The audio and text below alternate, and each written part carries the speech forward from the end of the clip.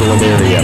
Week 1's Wings and Rings Game of the Week follows the Wayne County Cardinals and Paul Lawrence Dunbar Bulldogs game. This Alton Blakely Gridiron Classic kickoff featuring the homestanding Somerset Briar Jumpers led by third-year head coach Clay Clevenger, and they are down on the field warming up to face off against the visiting South Laurel Cardinals. We'll be right back after a brief word from our sponsors. Thanks for tuning in. Well done. Thank you. And so much more. Since 1988, Toyota of Somerset has been supporting our local communities. And we sell and service a number of different rigging services called the most fuel-efficient, dependable, and safe vehicles on the road. Toyota. Toyota of Somerset, South Highway 27 Somerset, and online at toyotaofsomerset.com. At Toyota of Somerset, we're all about you. The drug landscape has changed. Illegal fentanyl has made its way into the drug supply. And it's a danger you might not see coming. A synthetic opioid up to 50 times stronger than heroin, up to 100 times stronger than morphine. It only takes the tiniest amount to cause a fatal overdose. A fraction of a raindrop, or 3 grains of salt. Your drugs don't come with an ingredients list. Although fentanyl is being mixed into almost every kind of drug, you wouldn't be able to see it, or smell it, or taste it. Fentanyl is one of the most common drugs involved in overdose deaths. Know the dangers. Learn the facts about fentanyl and ways to protect yourself at cdc.gov/stop-overdose. Here to come in 175-100, here to come in 175-2. I 200 down, count it, here to come in a quarter. Like successful sports programs, putting together a successful auction takes a lot of planning, organization, attention to detail, and teamwork. And you need dedicated and committed people pulling together. At Ford Brothers Auctioneers, we've been successfully selling the country since 1965. Ford Brothers Auctioneers. Give us a call or visit us online at FordBrothersInc.com. So, Ford Brothers Auctioneers, we're selling the country.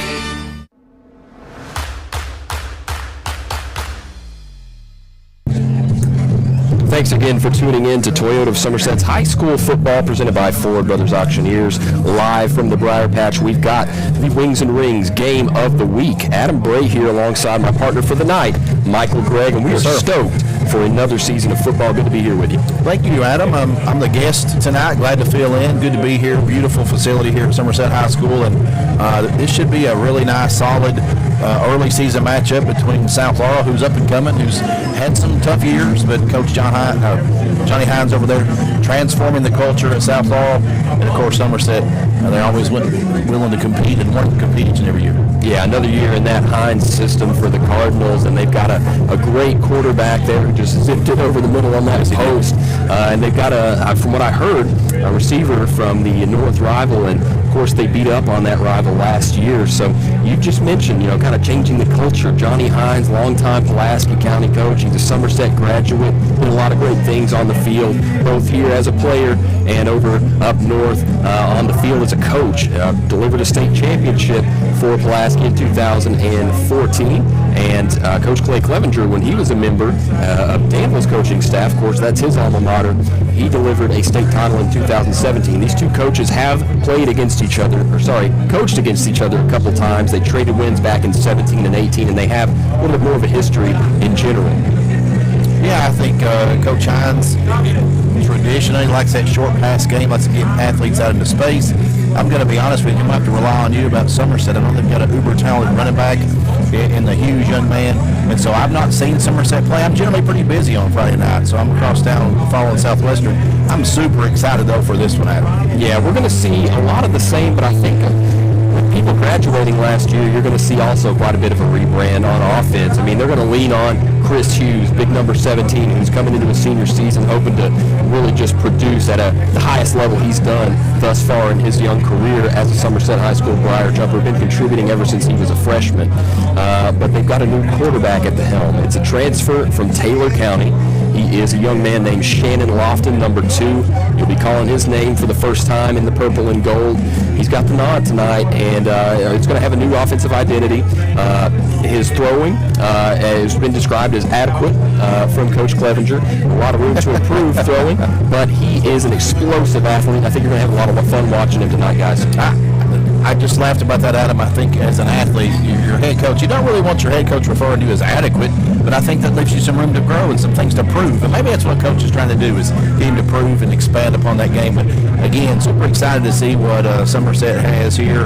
And honestly, for me, both these teams are on Southwestern schedule, Adam. So I'm maybe scouting a little bit tonight. You are scouting a little bit. Excited about that. Absolutely. Of course, South Laurel, a district opponent there in 5A for Southwestern. Somerset, a 2A school, and their roster is does not have as many players as it has in the past couple of years. But Coach Clevenger did really mention that the players that are on this team are quality players. They are very, very deep despite their small roster size. He says whenever he sends somebody out there, he's confident in their ability, young or old. That's what you got to do. And in early season, you're looking for players to kind of establish themselves, improve themselves. And I think depth charts are always kind of flexible. You mentioned the transfer quarterback. I'm assuming this is his first year on the program. And so sophomore, certainly wanting to prove to kind of get that position, because there's always someone in the wings looking to take that spot. Absolutely. We were able to catch up with Coach Clay Clevenger not only after the preseason show, but for this pregame show versus the South Laurel Cardinals. We're going to go ahead and check into what he had to say regarding this Week 1 matchup.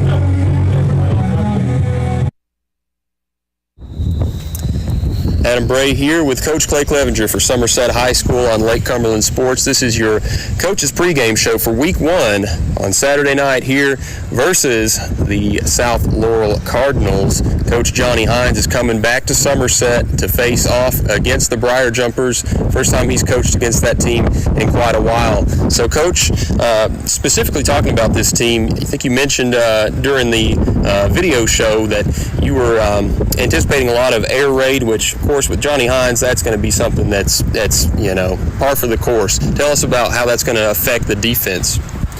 Well, I mean, obviously they're going to come out and throw the football. But can't sleep on it. They've got a really good running back, but their quarterback kind of makes them go. And they return a lot as far as their receivers. So it's going to be a big test for us out the gate. It's probably their strength versus what on paper is our weakness, in game 1. So, we're either going to get better a lot faster or we're going to get exposed. And, I'll be anxious to see how our kids come out and compete. Talk a little bit about Somerset's offensive side of the ball. Of course, brand new quarterbacks in, and you mentioned that Lofton will more than likely get the nod tonight. So tell us about what he brings, and then a little bit about what Jacob Estep would bring if he were to step in at any point. Yeah, I mean, Shannon is an explosive athlete. I mean, he's going to probably be, one of our faster kids. We'll probably implement a little bit more quarterback run than maybe what we've seen. JB was a capable runner. He wasn't necessarily a home run hitter as far as running it, but he kept defenses honest. I think that Shannon has shown, an ability to break some big plays, with his legs. And he's an adequate passer. I think it's something that we're going to continue to work on with our passing game with him. But fortunately, I think we've got some good experience with our offensive line, and he's going to be able to get some pressure taken off by handing it to Chris Hughes and getting the ball to Corbin Samala. And so we got to lean on that experience early in the year until we can kind of, in my opinion, build up some reps and some, see what we're actually the best at. Yeah, so between the coaching matchup between you and Coach Hines, obviously you have a little bit of a history. You spoke with him a lot back when you were recruiting, and of course you coached against him a small handful of times. What's it going to be like to be facing him, the guy that's just been so instrumental in Pulaski County history, now of course over at South Laurel? What's it going to be like being across the sidelines from him? Well, I mean, Johnny's a good friend.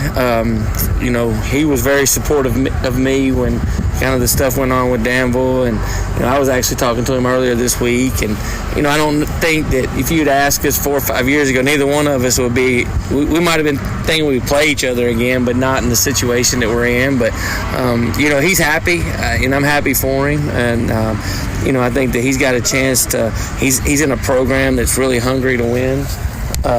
South Laurel, Coach Jeff Irwin, who's the AD there, and Jeremy Kidd. Jeremy played for me, and so he's the principal and they're football folks. So, with that said, I think that I'm excited to be able to go out and watch this group compete, and I know Coach Hines is going to be the same, and his kids are going to play really hard, and I think it'll be a good high school football game. You said that you've had a pretty great, more great days than not so great days over the summer and over the spring whenever you guys were working out. What are some things that you know the kids are really ready for this Saturday night, and then maybe some things that they are going to have to work on? Well, I think the film will tell us what we need to work on after the game, man. I think that I just hope our kids are excited about getting to play. That's what one of my big messages to them is they've worked hard since January. They put in countless hours to preparation. That's a little bit different. That's a little bit different than other sports, the grind and whatnot. And so take full advantage of the opportunities that are given. And, it's only 10 on the regular season schedule. So go take advantage of the opportunity to get to play. Absolutely. I mean, nothing more exciting than after all that, summer practice, the heat, to finally let the sun sink down a little bit. It'll be 8 o'clock, so it'll be, good football weather hopefully on Saturday night, and seeing an opposing team across the field from you ready just to line up and hit somebody. So who are some guys that, maybe won't be starting but are going to see a little bit of action, get their name called Saturday night offensively?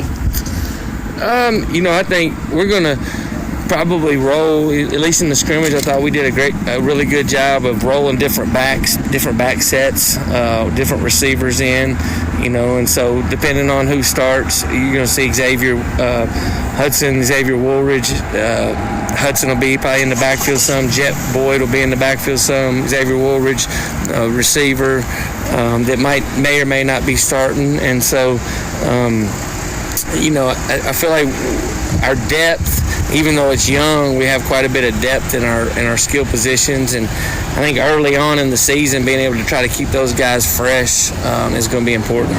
Yeah, memorizing this new roster is going to be quite a task, I think, for myself and my cohort, but we're going to have a lot of fun doing it, and I know there's a lot of players on this roster that are ready to not necessarily get dirty. We're not going to have a lot of dirt at the home, but just get physical and implement themselves into the game. A lot of kids coming up from Meese that are freshmen this year, and they're going to be getting a great opportunity to see themselves on the football field. You're coming into your third year here at Somerset. Of course, you've been through a lot. Back in 2023, it's an up and down year, but whenever we found the stride, I mean, Cam Hughes just running the ball, the young offensive line just really gelled together, and now that young offensive line is an old offensive line. They're all upperclassmen. So, what are you the most proud of as far as their development?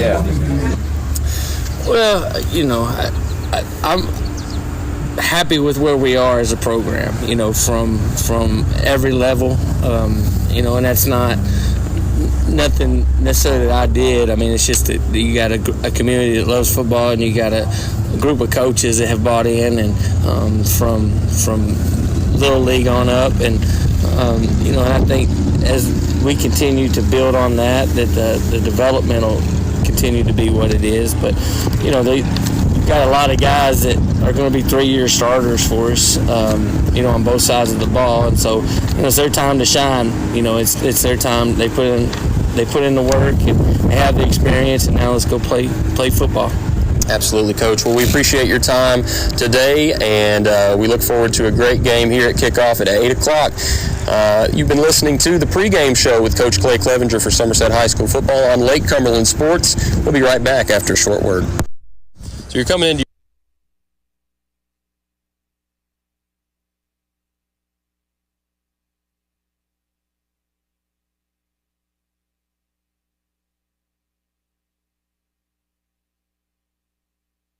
a car the same way. But everybody likes a smooth and fast loan application process. UCB's new online loan application makes it easier and faster than ever to borrow the money you need. Go to UnitedCumberland.com and find the Lending Services tab. Depending on your situation, you could complete nearly the entire process without ever having to come into the bank. Without ever having to come into the bank. Without ever having to come into the bank.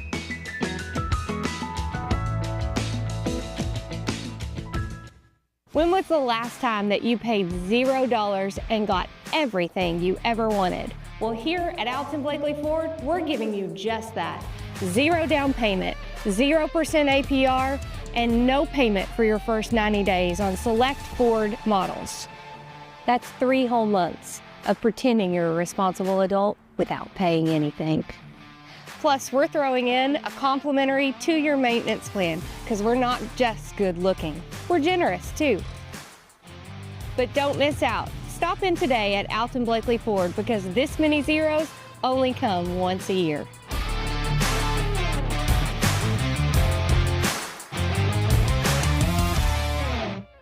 Out here in the real world, we've spent too much time waiting around and wondering if we'll ever get to be what we really want to be. Now it's time to move forward, and with a little help from Somerset Community College, you can finish that degree or start a whole new life as an IT VIP, a healthcare hero, and more in less time and for less money than you think. The time is now. The place is here. Never underestimate you.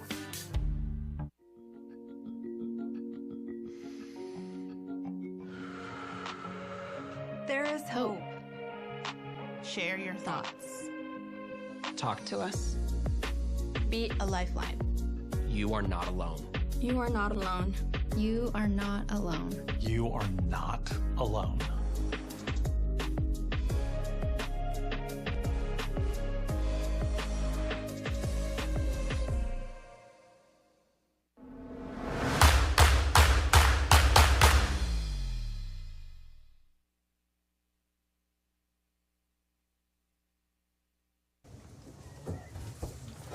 And we just observed a moment of silence for, of course, the tornado victims on May 16th and 17th that occurred. And, of course, the South Laurel community was very impacted by that, of course, as ours as well. Absolutely. And, yeah, it's just a great thing to do that before this game, I think. So, Greg, we are back in the Briar Patch for the first game of the season for the Somerset High School Briar Jumpers on a Saturday night.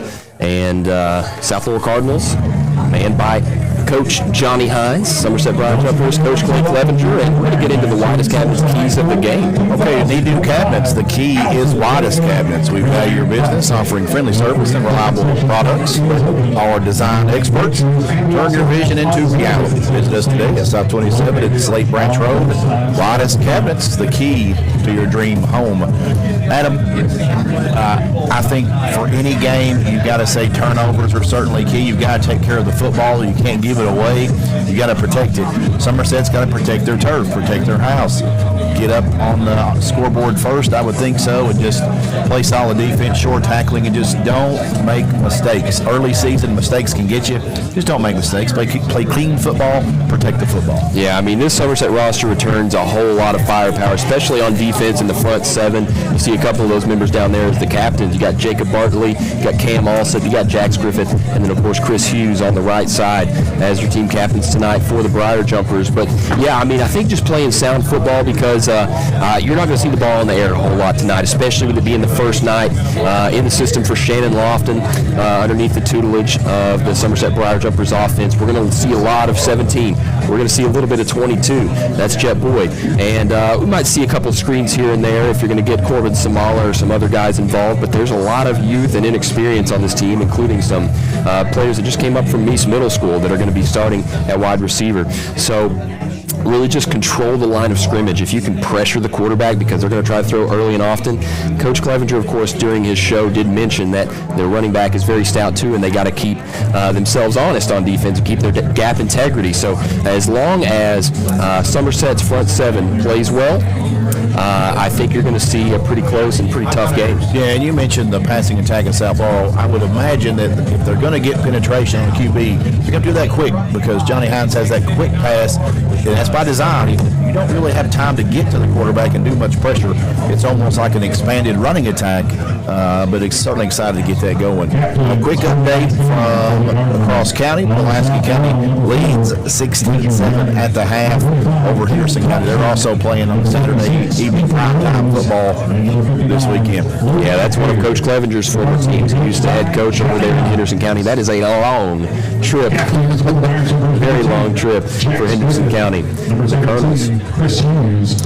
So again, of course, your captains, Jacob Bartley from left to right, Cam Allsup, the nose tackle, Jax Griffith in the middle on right, and then, of course, on the far right side, you've got Chris Hughes. All four are seniors, and all four are going to be big playmakers tonight. We'll go ahead and read and rate. What's the next great play? Deciding what to eat after the game. Don't just settle for any fast food. Get a win for your taste buds with Wings and Rings. We've got over 12 sauces for our award-winning wings, from sweet to super spicy. Plus, we're more than just wings. Our loaded burgers, crispy onion rings, and mouth-watering mac and cheese are a guaranteed touchdown. Whether you're celebrating a big victory or just grabbing a bite with your team, make your next stop. Wings and Rings are sponsor of our video game of the week, and that is what you are watching at this very moment. That's right. As Somerset elects to receive after winning the coin toss. So we're going to see Shannon Lofton in the Somerset Briar Jumpers offense to start things off. Handshakes exchanged. And we are 10 seconds on the board from kickoff. Of course, they got to do the runouts and everything. There's going to be some. Can't see the rest of it. No, cannot see the rest. And not Angry Birds. Okay, I like that. And I see the Angry Bird now. Okay. That is a nice banner as Somerset is ready to roll. All gold everything tonight. They got the gold headgear. They got the gold jersey and pants. Running out to Wolf Mother.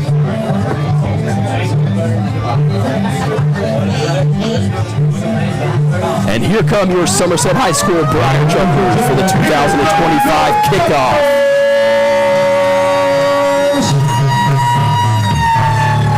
Chris Hughes ran through it and it tried to stick with him, but he was able to shrug it off. A couple Briar Jumpers are dressed in street clothes, but for the most part, everybody is ready to go.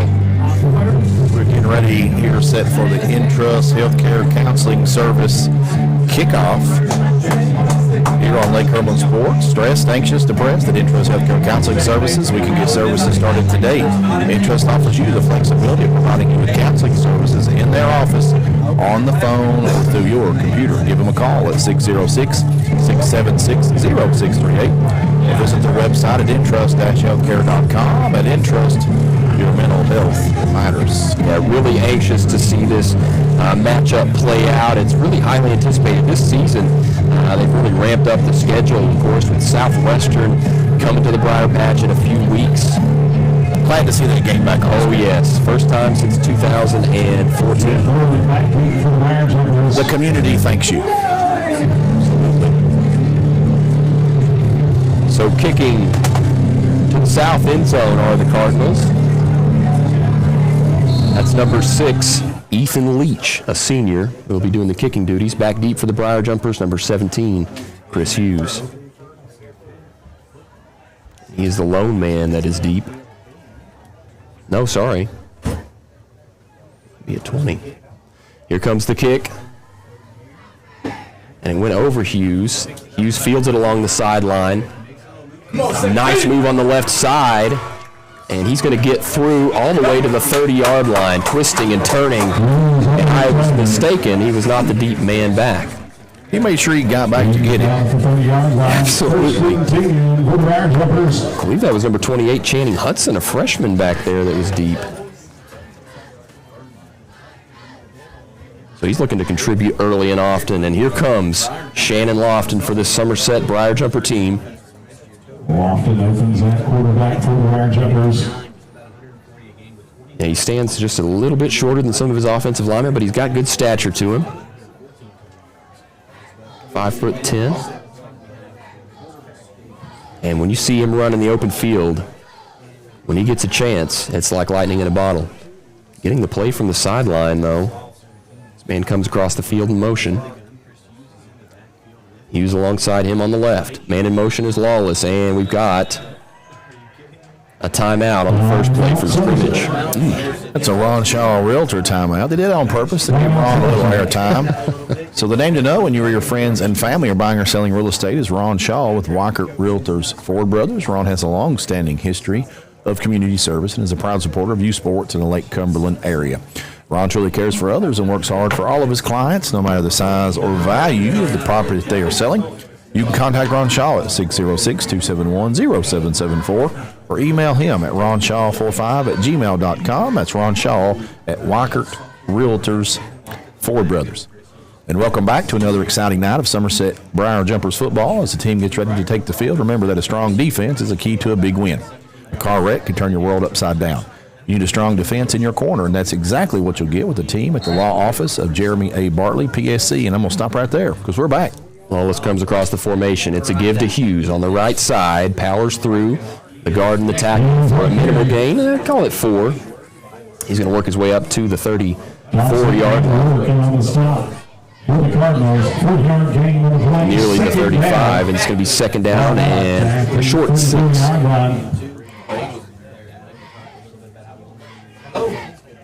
So, yeah, just an unfortunate start there as they had to burn the timeout before they even ran a play.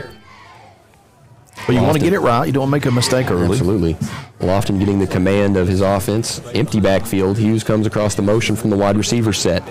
It's a fake jet to him, and Lofton up the middle has to scratch and claw. He's going to get pretty close to first down yardage, about a yard and a half short. It's going to be 3rd down and 2.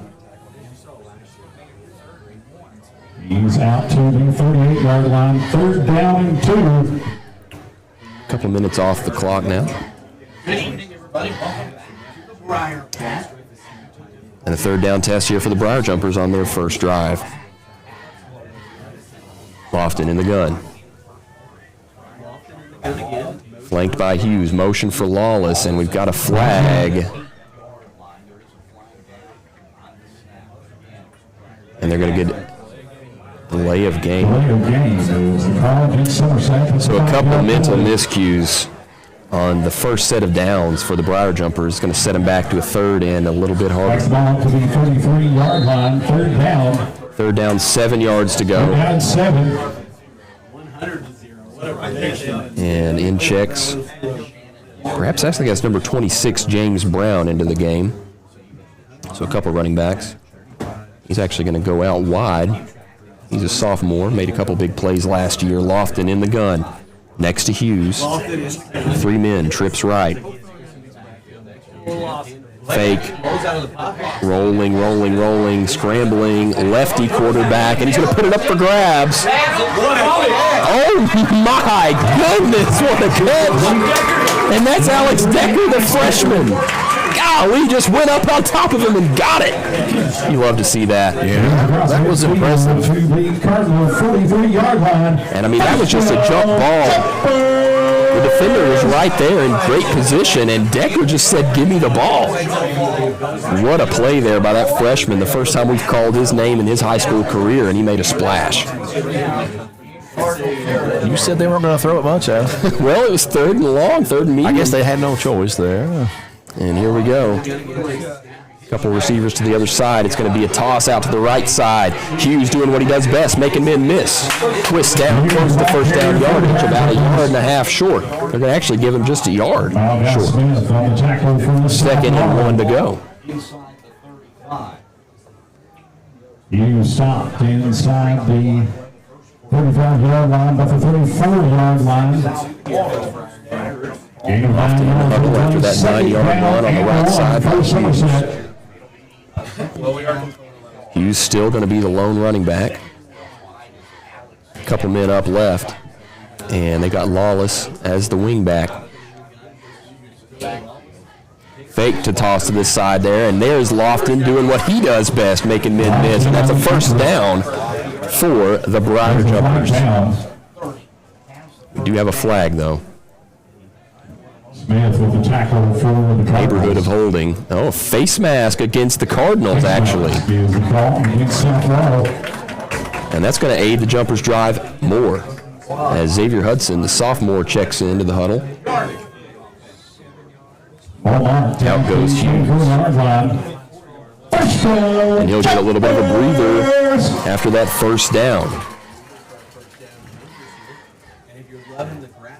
Brown and Decker on the right side, alongside Samala, who's gained some pounds. He is getting beefier as these years go on, a junior now. Quarterback to the left. Lofton cuts the edge, gets chopped down after a 5-yard gain. Might go ahead and give him 6 with the momentum. Brown with the stop for the Cardinals. Second down, 4 yards to go here for Somerset. Ball at the 18-yard line. Cardinal defense starting to buckle just a little bit on this drive after first 3 plays look pretty stout. Somerset front 5 doing their work. Samala is actually going to be your running back now. Gives it to Samala. Yeah, that was Samala that got put in motion in the Tennessee set. I learned that from Bob.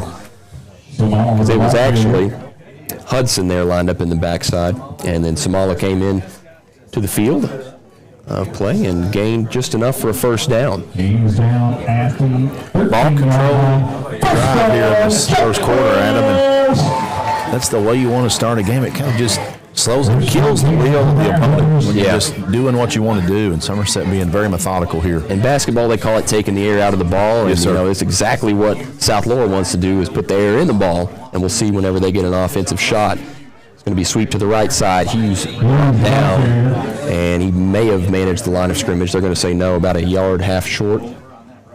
Bridger Ray and Tim Thompson in on the stop for South Laurel. Took a couple of Cardinal men to bring him down. Second down and 11. Also got 1 yard of the play. Second down and 13. 13. Ball spotted at the Cardinal 14-yard line. Lofton and Hughes again in the backfield. You got Austin Lawless. No, sorry, that is Jax Griffith this time with the lead block. And, yeah, it was a quarterback read option and just got gobbled up in behind the line of scrimmage for another half-yard loss or so for Lofton. So third down and about 12 to go here for Somerset. Ball at the 20. They are at the doorstep of the Rick Barker red zone. On the Cardinal 15. And they're in the Rick Barker red zone. Yep, right on the line. And we're under 7 minutes now to play in the first quarter of action. They've really been controlling the football, controlling the pace of the game so far. Exactly what Coach Clevenger's bunch wanted to do. Hudson in the backfield alongside Lofton, rolling out left. He is lefty. He's going to put that one in the end zone. And he's out of bounds. He gave him a shot, though. He was looking again for Decker. It looked like Decker pulled it in. He was just out of bounds. Yeah. So early in this one, nice athlete, Decker. Absolutely. Freshman, that's impressive. Yeah, he does not look like a freshman the way he plays, the way he carries himself. Looks more like a sophomore or junior. This is his first game outside of Meese besides, the scrimmage. Maybe some 7-on-7s, and he's going to be a great contributor over the next several years. But they did not manage a touchdown on this drive. In comes Julian Carroll, sophomore kicker. Puts his toe to it, and it is good. So the first score of the game is going to be a field goal from Julian Carroll. And it's 3-0 with 6:29 left on the Randall D. Turpin CPA scoreboard in the first quarter of play. Somerset on top. Looking for the perfect night out at Brew & Dough, you'll find some of the best pizza you've ever put in your mouth. Handcrafted sandwiches, calzones, and a delicious salad bar. And to keep the good times flowing, there's a full-service bar. Thursdays happy hours from 5 to 7 and mixtape bingo. The combination of Name That Tune and bingo starts at 6 p.m. Friday nights and come and sing it like you own it with karaoke, where you're the star. Brew & Dough on South Highway 27 in Somerset, stoplight 21. Welcome back to another exciting night of Somerset Briar Jumper football as the team gets ready to take the field. Remember that a strong defense is a key to a big win. A car wreck could turn your world upside down. You need a strong defense in your corner, and that's exactly what you'll get with the team at the law office of Jeremy A. Bartley. When you're facing a personal injury, a car wreck, or a truck accident, or criminal defense, they're ready to fight for you. They're the trustworthy, aggressive, and knowledgeable legal advocates on your side. So if you or a loved one are ever in a legal fight, hit them with the jab. Call the law office of Jeremy A. Bartley, PSC, today at 606-485-1713, or find them online at carwreckattorneykentucky.com. Carroll's kick lands inside the 20 at the 15-yard line. South Laurel does field it and gets a decent return.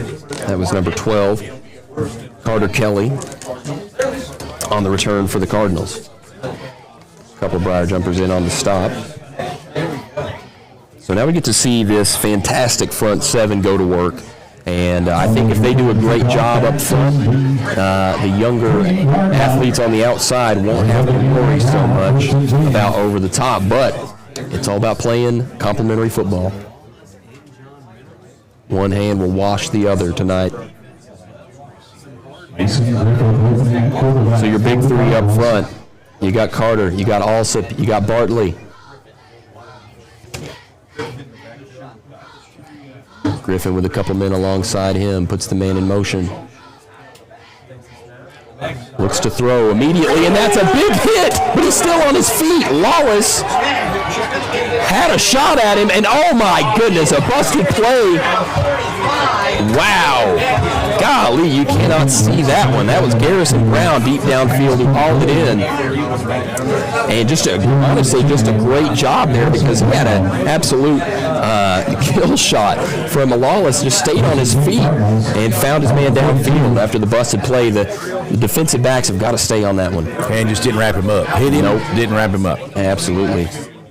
Lesson for you youngsters out there. Griffin puts Warren in motion. It's a screen to him. Oh, it's a screen pass. Not even looking for the ball, but did not complete it. Along the sideline, looking for number 17, Waylon Hensley. Alex Williams pass incomplete. And honestly, pretty good job sticking with him on that trick play. You know, Johnny Hines is going to pull anything he can out. Brings up second down. Well thrown ball from Warren, just a little over the outstretched arm of his intended receiver. Yeah, that was number 8 over there, Drew Anderson, another freshman in coverage. Griffin puts a man in motion. It's Wes Dow. Looking to throw to Dow, but then puts it over the middle to his running back. Big hit there towards the 50-yard line at the 49. Number 5, Elijah Rourke. Reynolds with a stop for Somerset. And John Reynolds, a junior who's excellent, is the primary man who stopped him there. Third down and short here for the Cardinals at midfield, essentially. Griffin, quick throw, puts it on the money, and that is a first down for the Cardinals. And Drew Anderson brings him down, but it's going to be a new set of downs for South Laurel. Across midfield to the Briar jumper 43-yard line. First and 10 Cardinals. First and 10 to the 43-yard line. Briar jumper territory. Griffin, snap over his head, but a good job to stick with it. Puts it on the money still. I mean, he's just got a lot of awareness there as a quarterback, and he's going to make a positive play. To number 3, Bauer. And Wes Dowell that time was the recipient of the pass. Gains about 3. He's out of bounds at the 40-yard line. Second down, 7 from the 4. Second down and 7.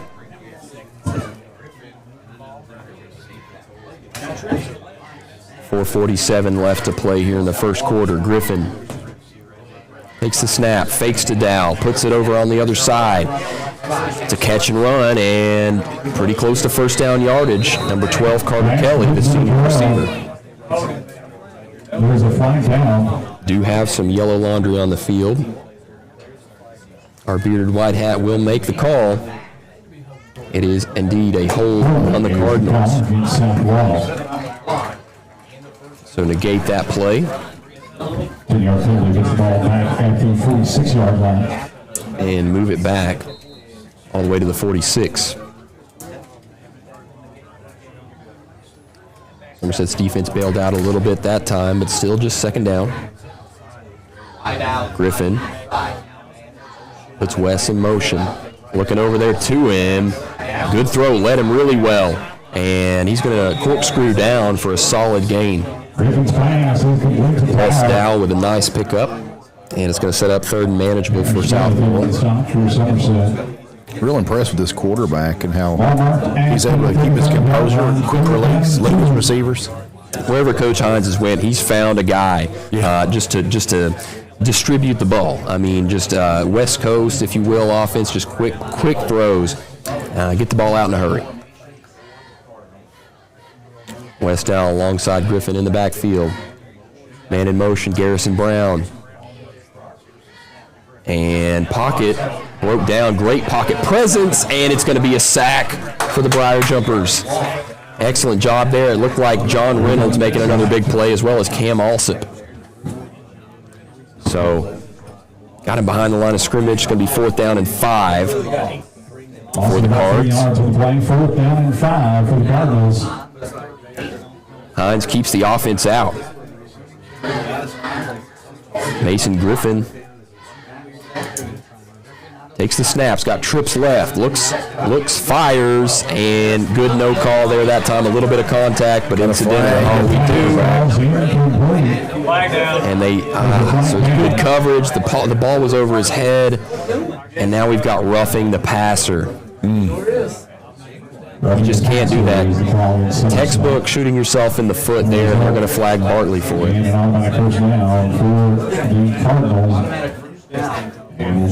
So what would have been a turnover on downs is now turned into a 1st down and 10, approaching the Rick Barker red zone for the Cardinals.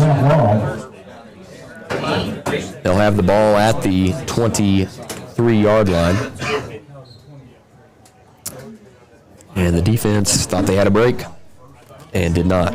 Only 2 two-way starters here for this Briar Jumper team, so very well oiled despite the small roster. Mason Griffin looking, throwing, on the money. What a nice one-handed snag. Helmet popped off there. I believe that was Dow out of the backfield. It was. What a catch. I mean, that was a great catch. I mean, it was really on the money, and he just kind of barely got his arm out there. Tipped it up and got another opportunity and brought it in. Just Coach Clevenger cannot be happy with the way that 4th down went. Well, everything but the late hit, as now we have a timeout. Officially, I'm not sure where it's going, if it's just an official timeout. I think they may be looking at it's 1st down. Okay, yeah. Move the chains. Would have been 2nd and inches, but potato. 1st down and 10 to go. Inside the Rick Barker red zone now are the Cardinals after that nice one-handed catch. Mason Griffin and his offense are looking pretty stout so far. Of course, the Somerset defense had their fair share of opportunities as well. Who will rise up at this point? Griffin over the middle, wide open, touchdown. He found Carter Kelly, and they've got a 6-3 lead here with 2:12 on the Randall D. Turpin CPA scoreboard over the Somerset Briar Jumpers. And that was just a well-thrown ball. I mean, that quarterback, Griffin, very impressed with him on that opening drive. Yeah, he really just distributes the ball well. A lot of people on the websites were kind of thinking that Somerset would roll. But some of the more savvy people said not so fast. This is a great team with their couple years in the Hines system, and it's 7-3 after the try after. Somerset Briar Jumpers trailing. Their offense going to get another shot here in just a moment. Gear up with the best from New Life Industries. Our custom sports division proudly supplies top quality sporting equipment and customized uniforms for all sports. From youth leagues to high school, whether you're on the field, court, or track, we've got you covered with top branded gear, industry-leading designs, and the quickest turnarounds. Football, baseball, softball, basketball, soccer, track, cheer, wrestling, and more. Youth, middle school, and high school teams. Full customization, team logos, names, and numbers. Play with purpose, perform with pride. Visit us today and take your team's look and game to the next level. New Life Industries, where champions begin. So that was a nice drive there, administered by the Cardinals as they overcame some adversity, some third downs, a fourth down. Got bailed out a little bit there by the poor late hit there. And they bailed out a lot because that would have been possession Somerset, you know, so that's one of those things that you're going to circle on your sheet tonight and say, we got to clean that up. Yeah, that, and on the first play where they found the downfield shot after really just taking one in the rib cage and staying on his feet. So that was just an excellent job. Kept his composure. And it's 7-3 Cards, and this one goes off the hands. And the ball's free. James Brown lost it, and that's Cardinal football. Just running a little bit loose with it, and it's free. Cardinals amped after recovering that one. Man, oh man. Well, momentum squarely in South Laurel's corner at the moment. Absolutely. Defense. Go ahead. I was going to say, that's just maybe a ill-advised attempt to grab that ball from one of the other guys, James Brown. And I'd like to be able to take that back, but didn't happen. Yeah, so the fumble there, we just saw Somerset on this end of the field. They're going to have to rise up once more, or they're going to face a 2-score deficit. Griffin in the backfield alongside West Dow. Pretty nice pocket, just enough time. Finds Dow, who takes a shot and hangs on to it. Wow. West Dow there with an amazing catch. And Tanner Smith, the senior transfer defensive back, put a hit on him, kind of up around the shoulder pads, and we got a flag.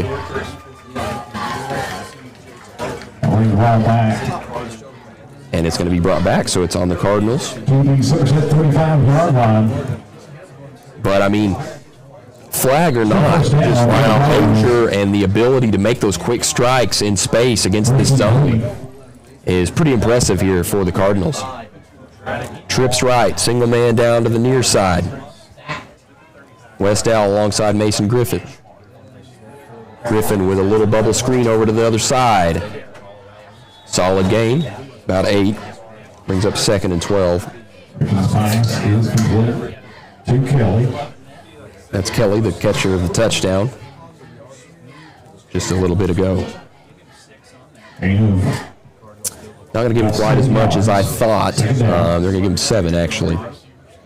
2nd down, 13 for South Laurel. Trips left. One man alongside Griffin. He had to jump a little bit for that one, and it's going to be a run, trying to keep the defense honest. Gains about 1.5 yards. 3rd down and 11 upcoming. As Lawless was one of the men there to bring down Lawless in on the stop for Somerset. Short game on the play, 3rd down. 3rd down and 2. Correction, 3rd down and 12.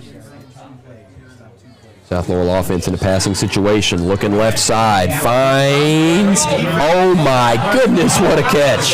Touchdown Cards again. That was Garrison Brown. So a couple senior receivers have gotten touchdowns within a couple minutes of each other.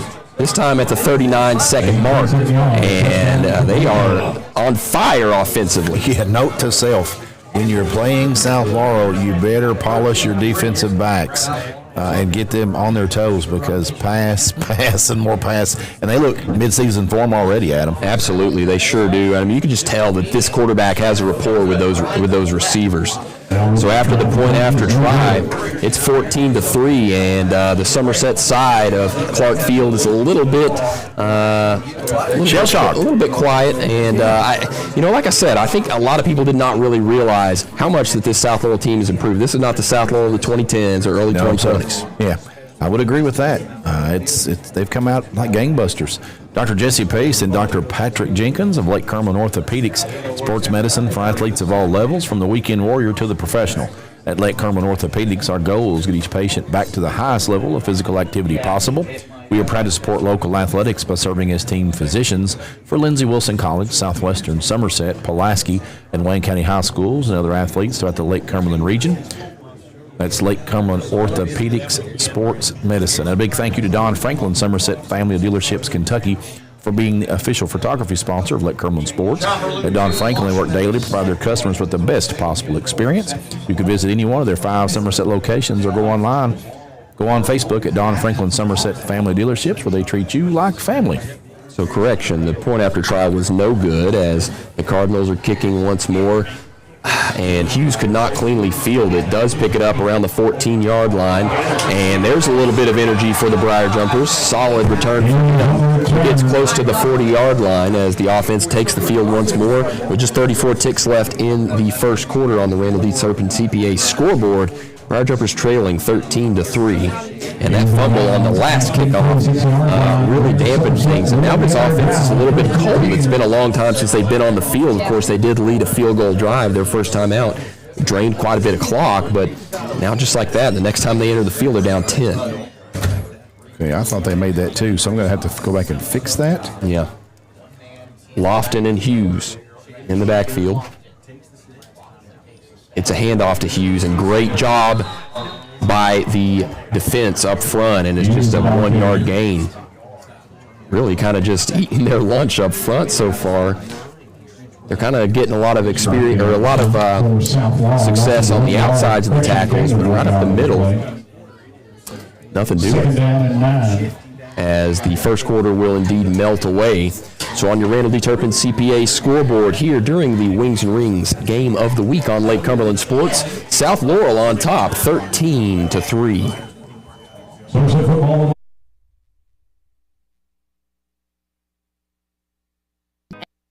After the sale, and so much more. Since 1988, Toyota of Somerset has been supporting our local communities. And we sell and service what a number of different reading services call the most fuel-efficient, dependable, and safe vehicles on the road. Toyota. Toyota of Somerset, South Highway 27 Somerset, and online at toyotaofsomerset.com. At Toyota of Somerset, we're all about you. Here to come in 175-100, here to come in 175-2. I 200 down, count it, here to come in a quarter. Like successful sports programs, putting together a successful auction takes a lot of planning, organization, attention to detail, and teamwork. And you need dedicated and committed people pulling together. At Ford Brothers Auctioneers, we've been successfully selling the country since 1965. Ford Brothers Auctioneers. Give us a call or visit us online at FordBrothersInc.com. Ford Brothers Auctioneers, we're selling the country.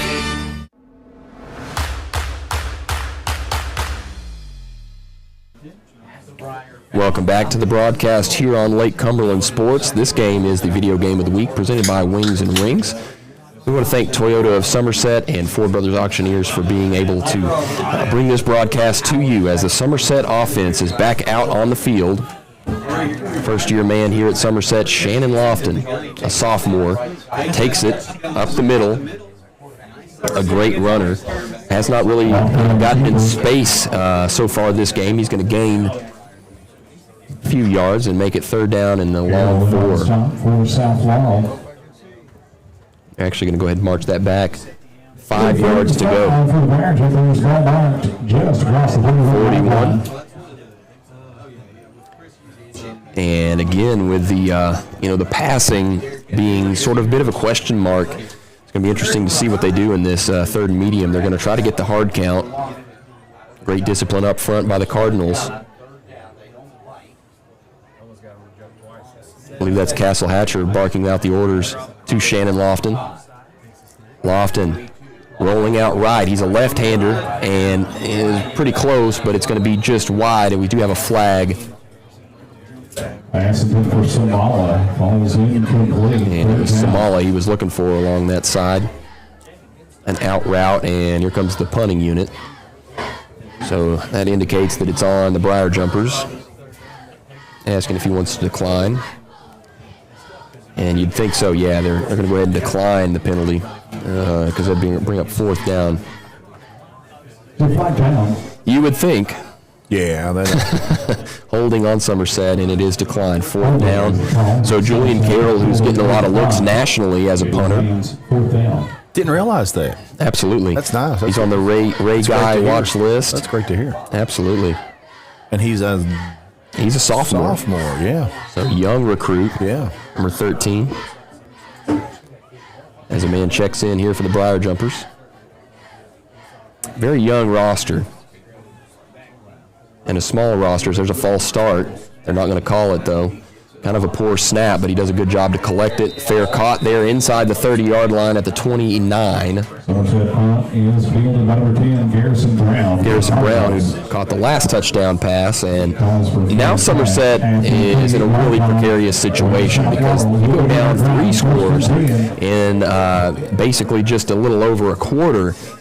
That'd be scary. So it's time for the defense to, kind of just pull up their bootstraps and get to work. Yeah, and it's tough to get pressure on that quarterback because it's quick pass. And so I think that's one of those things that possibly contributed to that roughing the passer call. Like you finally get back there, it's a little late, But yeah, it's this South Laurel team looking like their midseason form here in game number 1.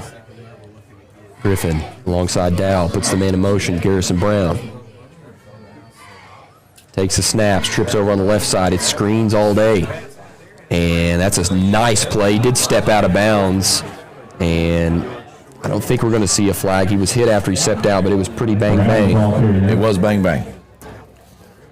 That was number 7, Tanner Smith, who hit him with the shoulder check after he went out of bounds, and we will not see a flag. Second down and pretty short. He's out of bounds at the 47-yard line. About 2 yards to go here, and Cardinal offense running like a well-oiled machine thus far. And that's exactly what Hines does. I mean, he just builds an offense and trusts the staff with the rest. Trips right, one man up top.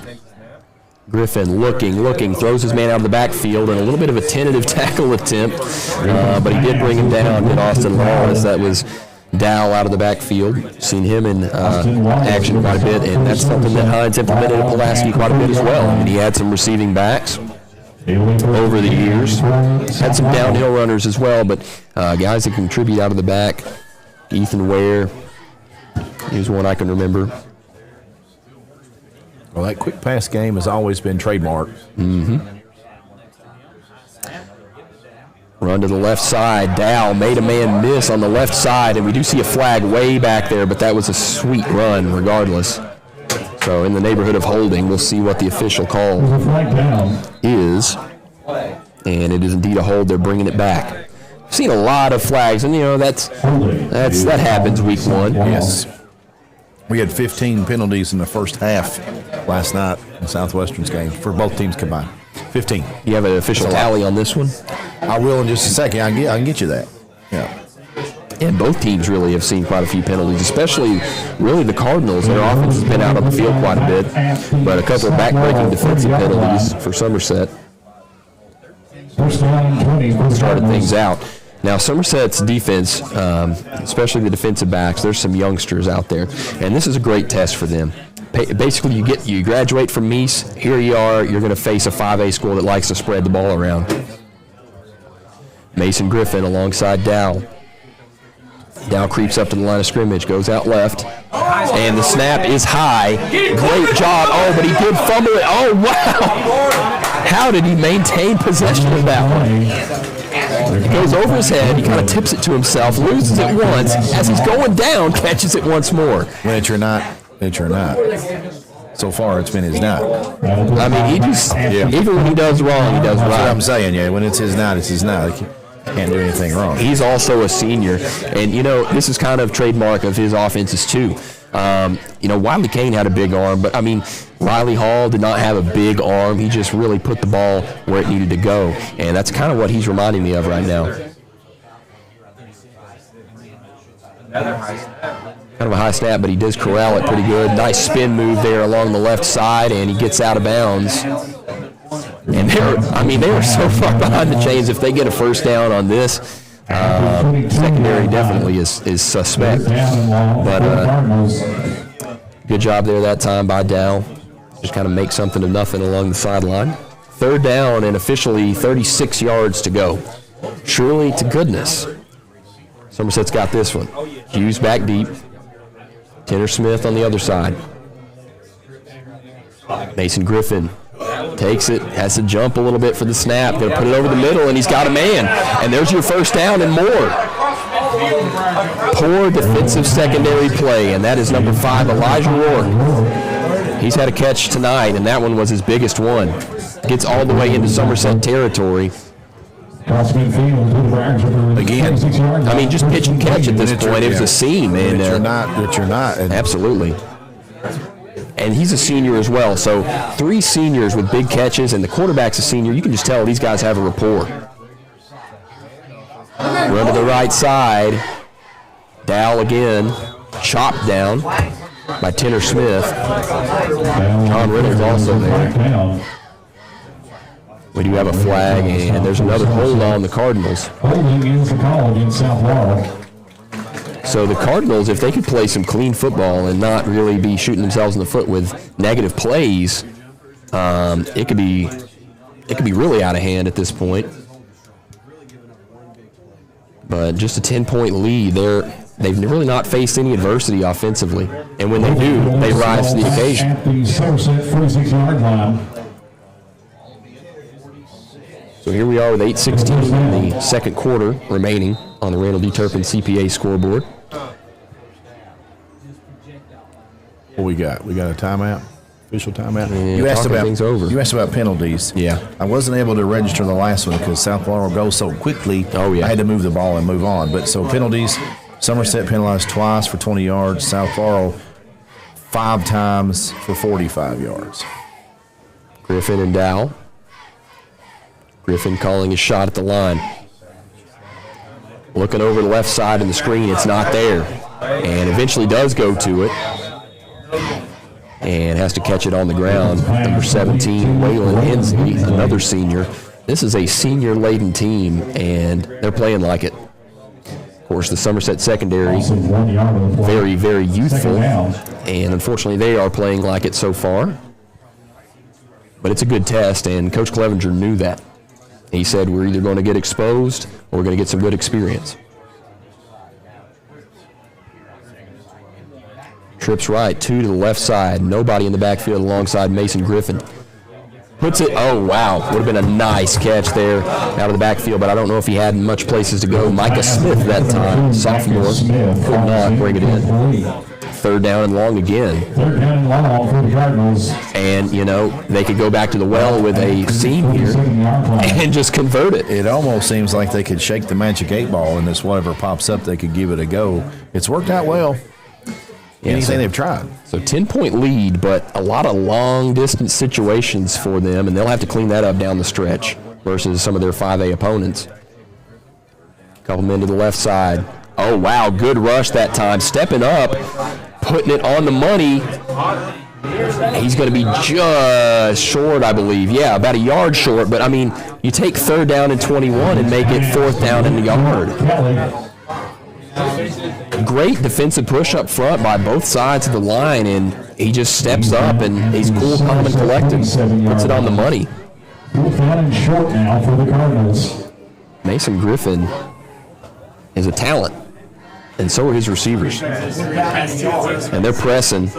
Are they going to throw it again on 4th down and short? Hard count, doesn't work. Looking to the sidelines.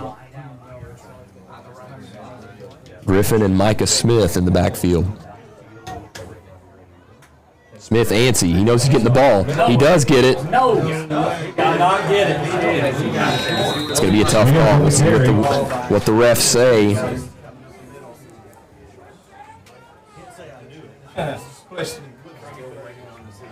Waiting. Of course, everybody in gold says it's 1st down Somerset. Everybody in white and black. And it is the Briar Jumpers' ball. So a defensive stop, and that's just the exact shot in the arm that they would need. I think Coach Hines is wanting to know why they didn't measure, and they're going to have a chat about it. They may drag the chains out just to keep the peace. Yeah, I mean, it looks like the ball is spotted just shy there. Yeah. And we're going to see. I'm going to reserve judgment on this play until they pull the chain out. No, they're not. They're not going to do it. Coach Hines incensed. Yep. As the Briar Jumper offense does take over, 6:26 on the board here in the second quarter on the Randall D. Turpin CPA scoreboard. Sophomore Shannon Lofton in his first game with the purple and gold. He was a Cardinal last year. And he throws one, and it's dropped by Samala. Pass is incomplete. Pretty good defense there that time anyway. For Samala. Second down and 10. And you know, honestly, the front guys there for the Cardinals are giving up a whole lot of size versus this Briar Jumper team, which is not traditionally what you say when you see a 2 and a 5A school play up against each other, but they are holding their own versus this Briar Jumpers. I think with the Cardinals. Absolutely. On both sides of the football. Jumper offense again coming out. And much tonight it doesn't appear, as he's got Jet Boyd over there. He's going to fake the pitch. Good awareness to evade the rush, but this time, no, still out of there. Houdini. Wow. That's exactly what I'm telling you about whenever you see athleticism on display. Shannon Lofton with a beautiful scramble for a first down. He's going to get all the way up to the 45-yard line and breathe some new life into this drive after the drop on first down. That play, he was dead to rights and made something out of nothing. Lofton reminds me of Deuce Bailey, the quarterback at Bowling Green, in stature and number, quickness, colors.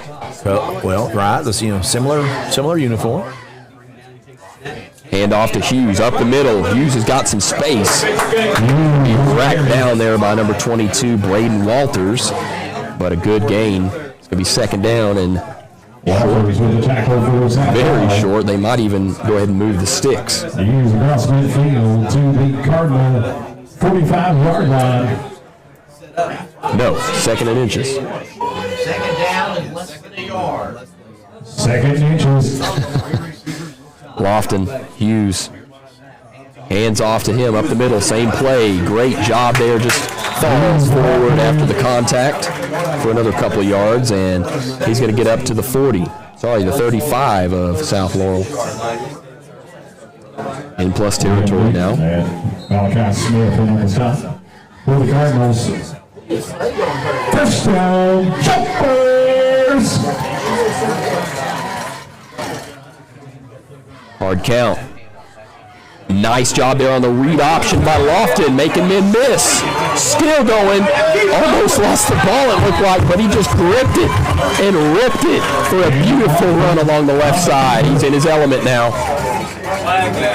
We do have a flag down. It's pretty far downfield, so may not negate all of that run, as we got a Cardinal with his helmet off. It's actually on the defense. So the play will stand. And Shannon Lofton just showing what he can do. Electric athleticism for him. Strong runner, too. Absolutely. He's not all speed and flash. He can run through people, and he just did on that play.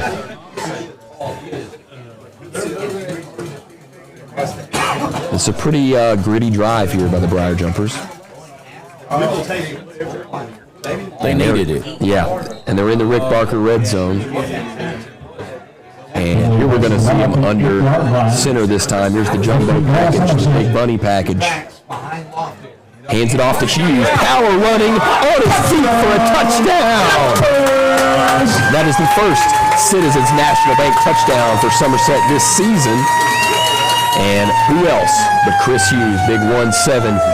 To go right off the right side there. Excellent blocking and a honestly tremendous drive there. Yeah, that was a nice response. That needed to. They dug deep, got it to their workhorse, made it happen. I like that response there from Coach Clevenger's bunch. Absolutely. Lefty kicker Julian Carroll comes in to attempt to try after.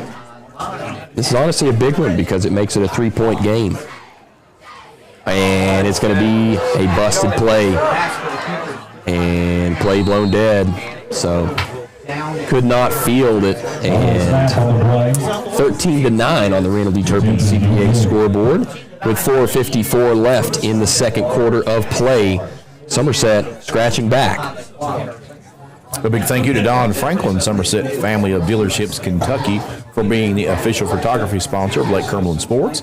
At Don Franklin, work daily to provide their customers with the best possible experience. You can visit any one of their 5 Somerset locations or go on Facebook at Don Franklin Somerset Family of Dealerships, where they treat you. A big thank you to Don Franklin, Somerset Family of Dealerships, Kentucky, for being the official photography sponsor of Lake Cumberland Sports. And the same can be said about keeping your taxes and finances in order. Customers for 26 years, Randall D. Turpin CPA. You can visit any one of their 5 Somerset locations or go on Facebook at Don Randall D. Turpin CPA. Do it for you. Proud sponsor of the Randall D. Turpin scoreboard, located on Parkers Mill Road in Somerset. On that Randall D. Turpin scoreboard, South Laurel 13, Somerset Briar Jumpers 9. Somerset set to kick off here on the Intrust Healthcare Counseling kickoff. Yeah, we got ourselves a fun one. Set to kick off for the Briar Jumpers. Briar Jumpers running offense got back on that one, and that was a revenge drive, and they needed it. Of course, they do kick to start the third quarter.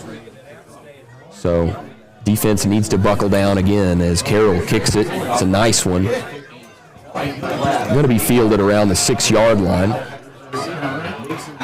One man misses, and he's going to get upended there. Number 12, Carter Kelly, who caught the first touchdown of the night for the Cardinals. And they're going to take over around the 28-yard line, 29 officially. Based on their return. He's down at the 29-yard Very line. nearly saw a replay there of that Chris Hughes touchdown, the first Citizens National Bank touchdown of the year for the Briar Jumpers.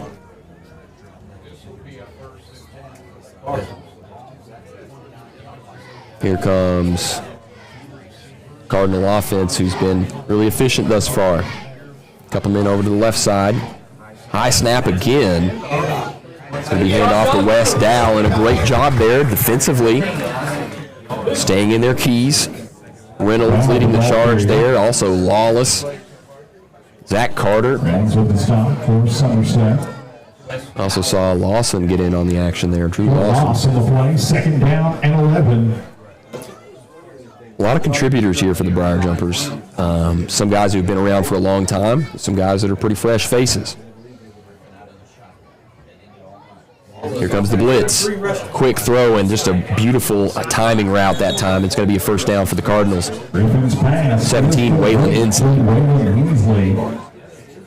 Another senior. I mean, this is, like I said, a great test. I'm just going to kind of repeat that all night for this secondary who's super young to face a guy that can distribute the football like this to his seniors. Yeah, I'll be honest, it'd be a good test for anybody. Oh, this yeah. quarterback's sharp, receivers are crisp, and they're looking sharp tonight. Trap play to the right side. Another great job by John Reynolds to wrap up the ball carrier. He has a little something extra to say, I think, to him. Carter also there. Reynolds again on the stop. And that might have been a little pitch pass. I wasn't able to see. I was kind of focused on the offensive line. They were running a little bit of a I trap. think that was more of a traditional handoff. Okay. There's not been many of those tonight. No. Last couple running attempts for the Cardinals been thwarted by the Briar Jumpers as Dow leaks out of the backfield. 4 men over on the other side. Having to run away, and that's the first time he's been sacked. Actually, second time he's been sacked tonight.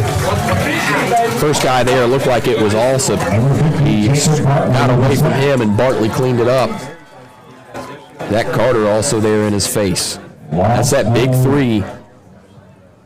We line up in the 3 techniques. Yeah, if they don't get rid of it quick, Somerset certainly has the muscle to impact you in a negative way. And he didn't have anybody in the backfield to help block that time, leaked everybody out. And when you empty out the backfield, if your front 5 don't protect, you're right on there. Dow alongside Mason Griffin. Looking to throw.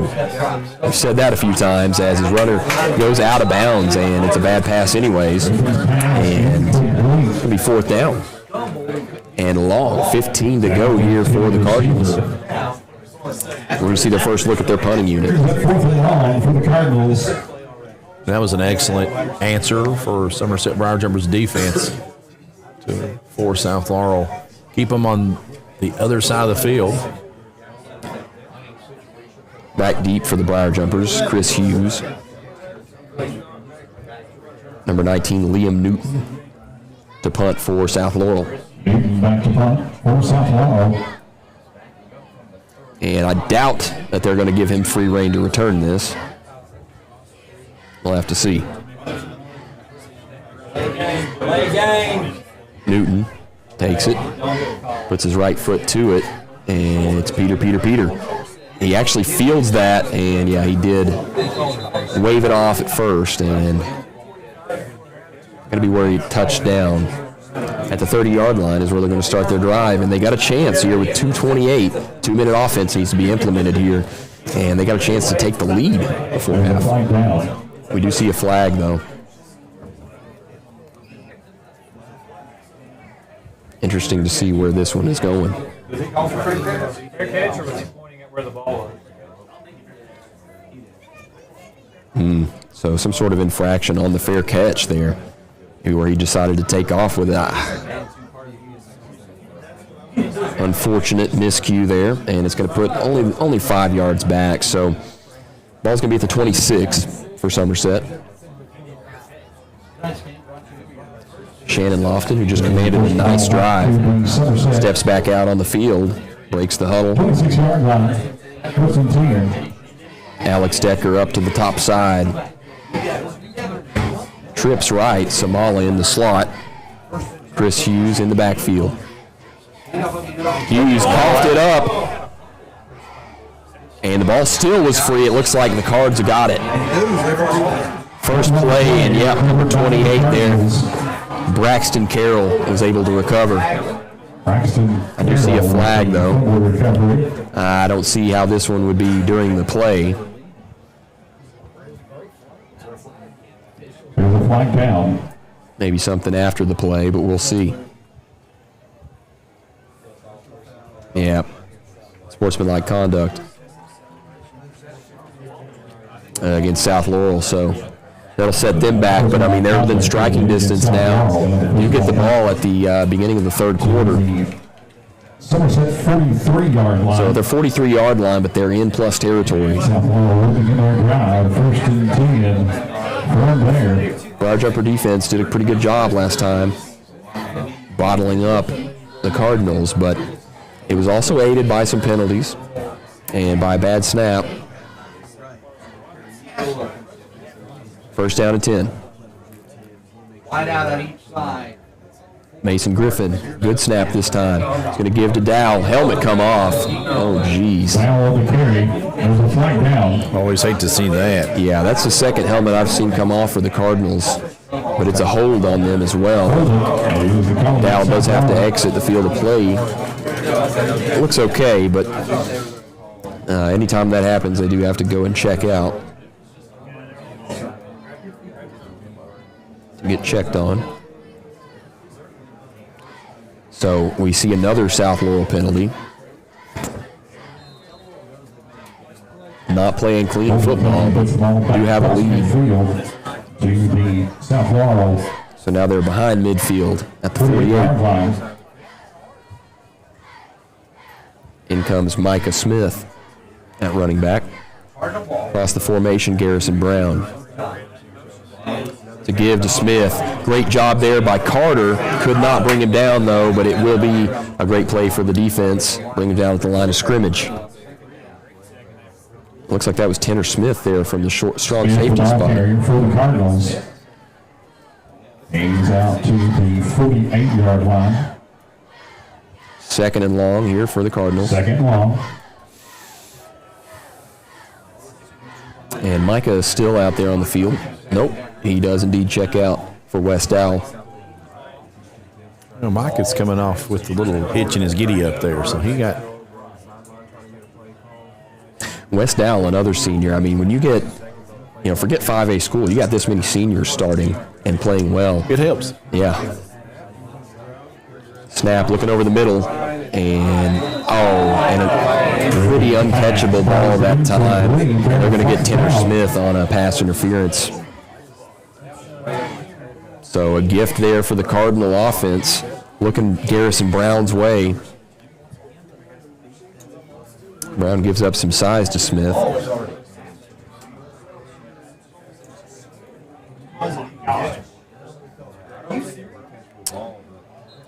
And we see a whistle from the white hat.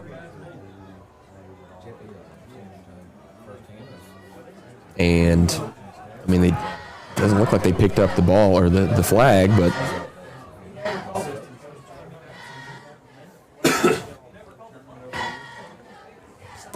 conversation still going on with the officials. Can't read lips very good. So defensive holding, that penalty is declined.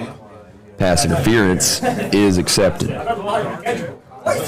So there are 2 fouls in the play. Well, regardless of the ball being uncatchable, you cannot hold on defense. But they did get the pass interference as well. Second down. Hard to keep up with this fast-paced offense of South Laurel. It really is. Second down, 4 yards to go.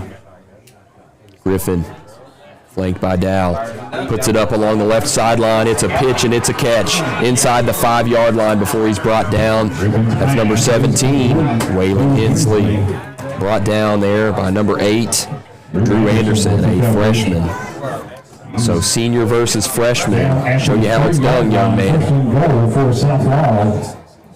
And first and goal, 43 ticks left on the clock. Of course, South Laurel does receive to start the second half, and Somerset defense on their heels. Jumbo set, and that's a running back who's going to get it. Number 25, Tim Thompson, who is jacked. He's also a senior. Blew it up on the left side for a little direct snap blast, and it is 19-9 with 28 seconds left on the Randall D. Turpin CPA scoreboard in the second quarter.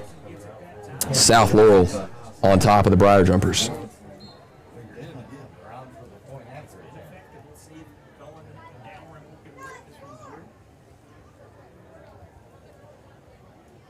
The snap and the hold are good. And so is the kick right down in the middle.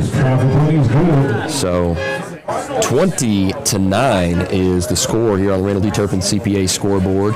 And we're approaching halftime in the Briar Patch. This late tilt as the sun's already completely set. On the field, you give it your all. You train, you push, and you rely on your team to protect your blind spots. But just like in sports, life throws you unexpected plays. For over 20 years, Lakeland Insurance Group has been the trusted teammate for families and businesses around the Lake Cumberland area and beyond. We're an independent agency focused on you, our community, from protecting your home and car to securing your business and employee benefits. We offer a wide variety of insurance solutions. We don't just sell policies, we build long-lasting relationships, ensuring you have the right coverage as life changes. Think of us as your dedicated coaching staff, guiding you through every season. Play it safe, live confidently. Choose Lakeland Insurance Group, your winning team for peace of mind. Visit us at lakelandinsuranceGroup.com or stop by one of our 4 Kentucky locations. Again on the Randall D. Turpin CPA scoreboard, South Laurel visiting, leading 20-9 over the Briar Jumpers. Coach Hines' offense looks pretty efficient. Yeah, they're no joke. Absolutely not. I don't know what I expected tonight. I didn't really expect this. Been very impressed with the offense. And this one will go out of bounds. So first touch by Somerset. So that will not be a penalty.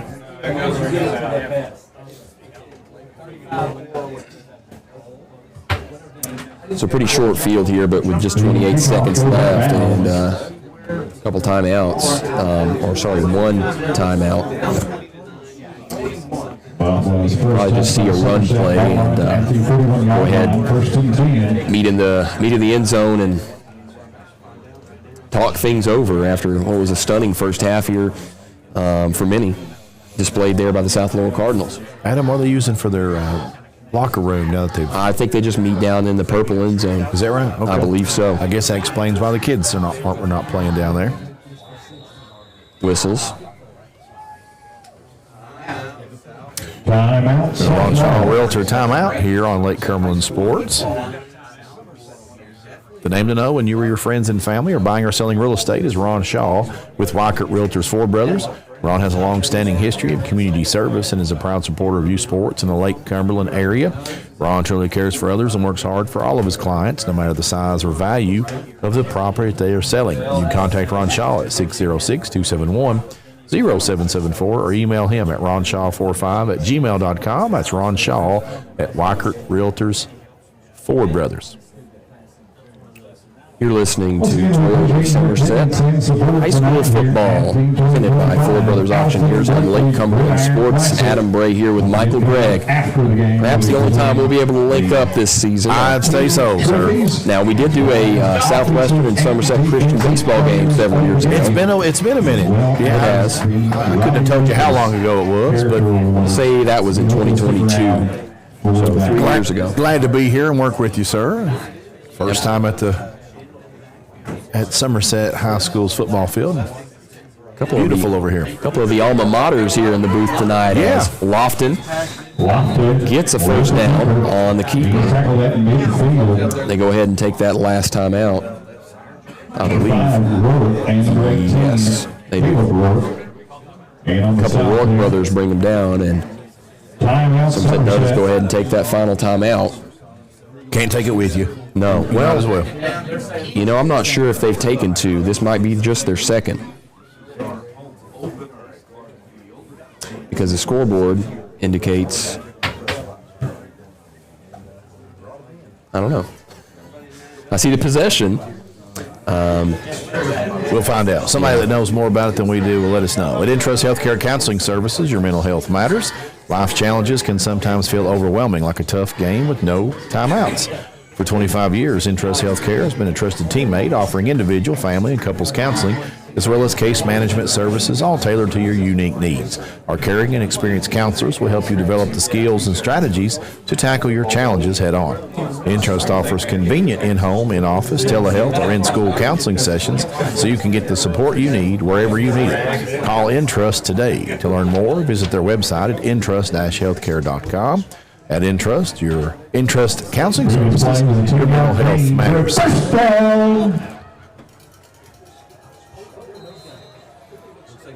And he had to silence himself just a little bit there.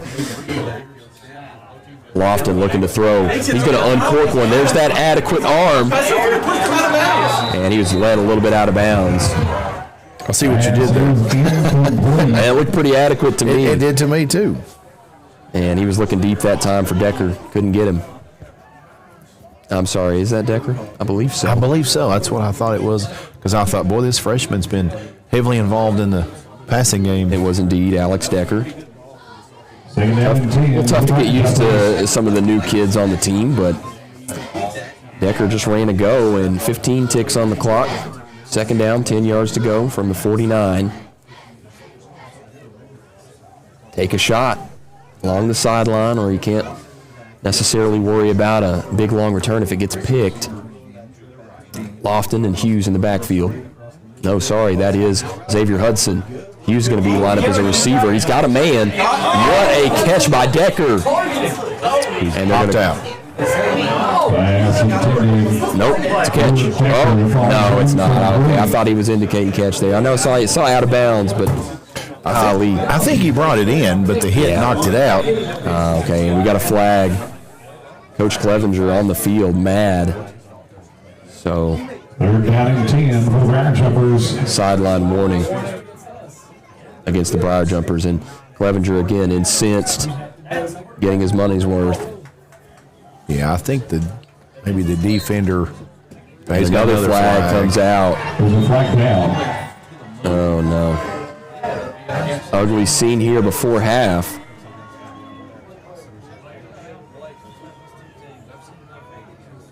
Unsportsmanlike conduct, Briar Jumpers. Unsportsmanlike conduct is the call in Somerset. So here at the Alton Blakely Gridiron Classic, the second tilt of the night, just before halftime, we're seeing some things unravel on this final drive, and Somerset's going to need to regroup defensively, especially heading into the third quarter. And that's Castle Hatcher down there, who was on the field just a moment ago, former Briar Jumper quarterback who is rising on the coaching staff. Timeout, South Laurel. It's been an interesting one. Welcome back to another exciting night of Somerset Briar Jumper football. As the team gets ready to take the field, remember that a strong defense is key to a big win. A car wreck can turn your world upside down. You need a strong defense in your corner, and that's exactly what you'll get with the team at the law office of Jeremy A. Bartley, PSC. When you're facing a personal injury, a car wreck, a truck accident, or criminal defense, they're ready to fight for you. They're the trustworthy, aggressive, and knowledgeable legal advocates on your side. So if you or a loved one are ever in a legal fight, hit them with the jab. Call the law office of Jeremy A. Bartley, PSC today at 606-485-1713 or find them online at carwreckattorneykentucky.com. That's the law office of Jeremy A. Bartley, PSC. So 8 seconds left here in the first half. Briar Jumper offense only managed 9 points, field goal and a touchdown. But the defense has been the story, as we're going to see Lofton take a hit on some of his rushing numbers as he takes a knee, and they're headed down towards the south end zone. At the half, South Laurel on top of the Briar Jumpers 20-9 here on Lake Cumberland Sports Video Game of the Week, brought to you by Wings and Rings. We're going to be right back after this one.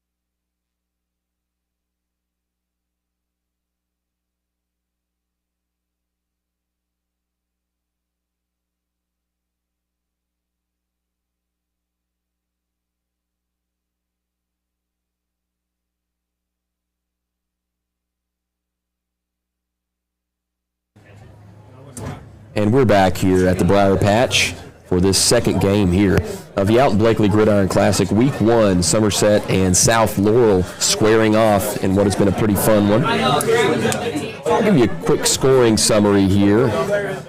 First quarter, 6:29 mark, Somerset hit a 30-yard field goal to go on top 3-0, followed by a South Laurel 13-yard pass from Mason Griffin to Carter Kelly to put them up 6-3. Ensuing fumble unfortunately caused Somerset to immediately give back the possession to the Cardinals, who were able to find success over the middle. Another passing touchdown. And in the second quarter of play, we saw Tim Thompson punch it in from 4 yards out on the left side. That was also for South Laurel. And we stand here at 20-9. And it's been a bit of a growing pain type game here for the Briar Jumpers. Treating each and every customer like we would want to be treated. Our employees are here to help you navigate the confusing lending process and determine which type of home loan best suits you. Schedule an appointment today. We have highly qualified loan officers ready to serve you.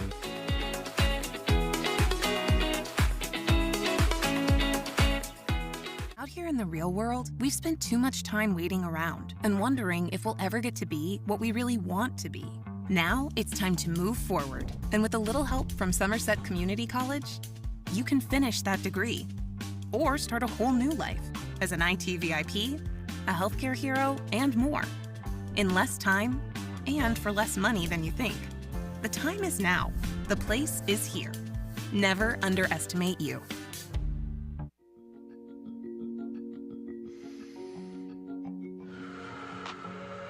There is hope. Share your thoughts. Talk to us. Be a lifeline. You are not alone. You are not alone. You are not alone. You are not alone.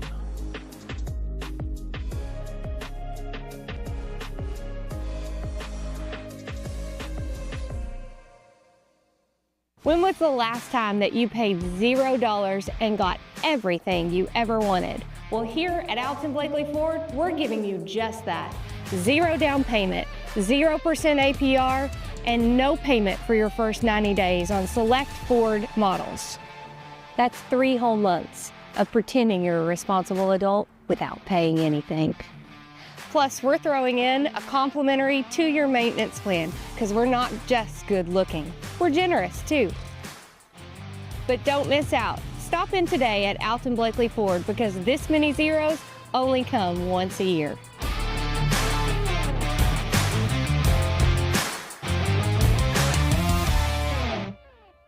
Introducing Hardee's Homestyle Breakfast Burritos. With cheese, fluffy egg, crispy hash browns, breakfast sausage, bacon, and sliced ham in a warm tortilla.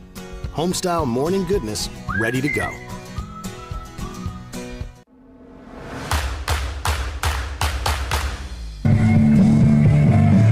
Welcome back to the Wings and Rings game of the week here at the Briar Patch. Somerset trailing South Laurel, who was visiting in this Alton Blakely Gridiron Classic, 20-9, and my girl Greg has some stats for us. Yes, sir.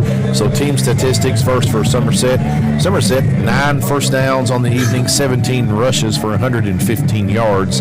They're 1 out of 6 through the air for 24 yards. They were penalized 5 times for 55 yards. They were 1 out of 5 on third down conversion attempts. They failed to attempt a fourth down conversion attempt. They did kick 1 field goal, perfect 1 out of 1 in that category. For South Laurel Cardinals, they amassed 11 first downs. They had 9 rushes for a negative 21. So rushing was not fruitful for South Laurel. However, the passing game was 230 yards on 17 out of 21 attempts, 2 TDs, no interceptions, no fumbles lost. They were penalized 7 times for 70 yards, 3 out of 6 on third down conversion attempts, 1 out of 2 on fourth down conversion attempts.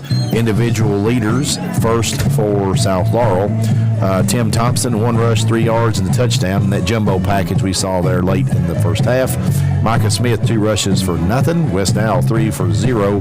Mason Griffin, the QB, 3 rushes for a negative 24, victim of a few sacks. Passing the football is where they made their money. Mason Griffin, 16 out of 19 for 223 yards. I have Luke Lawson 1 out of 1. That may be an error on my part. That may have also been Griffin. Receiving the football, Waylon Hensley, 4 receptions for 57 yards. Elijah Rowart, 2 for 49. Garrison Brown, 3 for 49 and a touchdown. Carter Kelly, 3 for 40 and a TD. And West Dow, 5 for 35. For Somerset, rushing the football, Shannon Lofton, 8 rushes for 68 yards. Chris Hughes, 8 for 42 and a TD. Corbin Samala, 1 for 5. Shannon Lofton through the air, 1 out of 2 for 24 yards. And then receiving the football, Alex Decker with the only reception for Somerset, 1 for 24. And then you had Julian Carroll that hit the 32-yard field goal. And that brings us to where we're at here. South Laurel leads 20-9 in a game that, Adam, there were no turnovers officially, but that roughing the passer on that fourth down that would have been a turnover and downs that allowed South Laurel to retain possession essentially is a turnover in my book. That looms large because with the deficit of 11 points, you never know how that could turn the tide. But this game far from over. But you've got a game where in the first half a team passes for over 200 yards. I mean, on pace for a 400-yard night. Certainly, I think Coach Clevenger over there talking about how they can slow that down.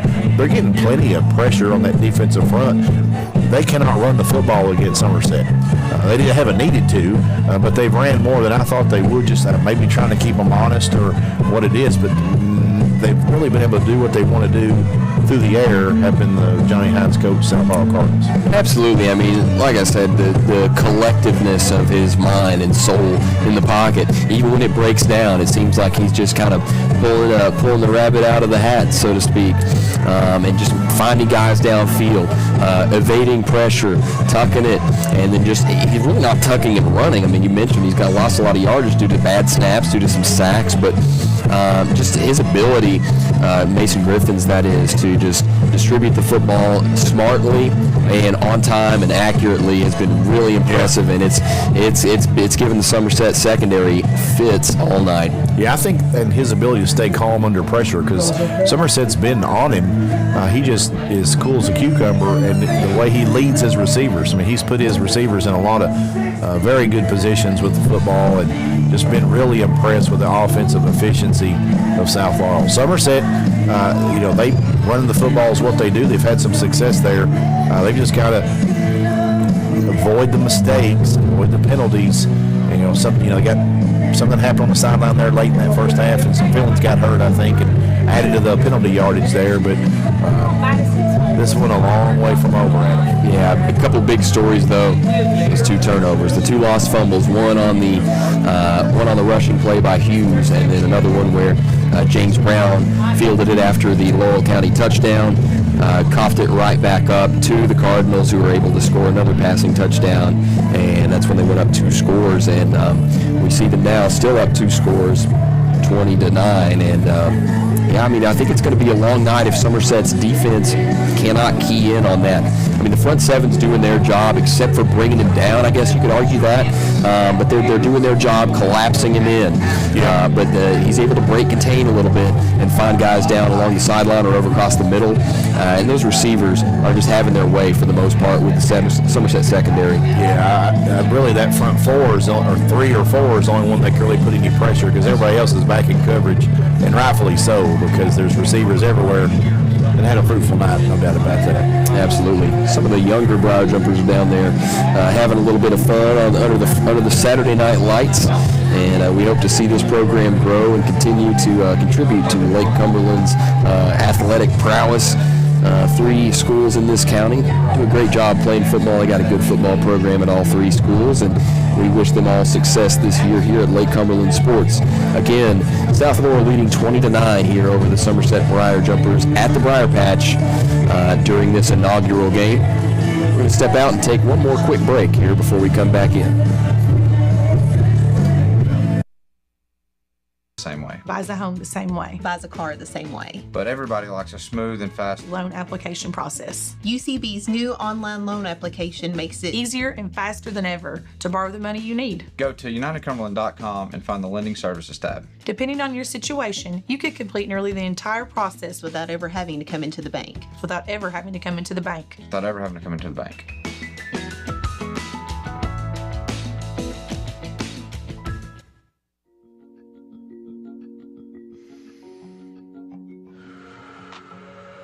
There is hope. Share your thoughts. Talk to us. Be a lifeline. You are not alone. You are not alone. You are not alone. You are not alone.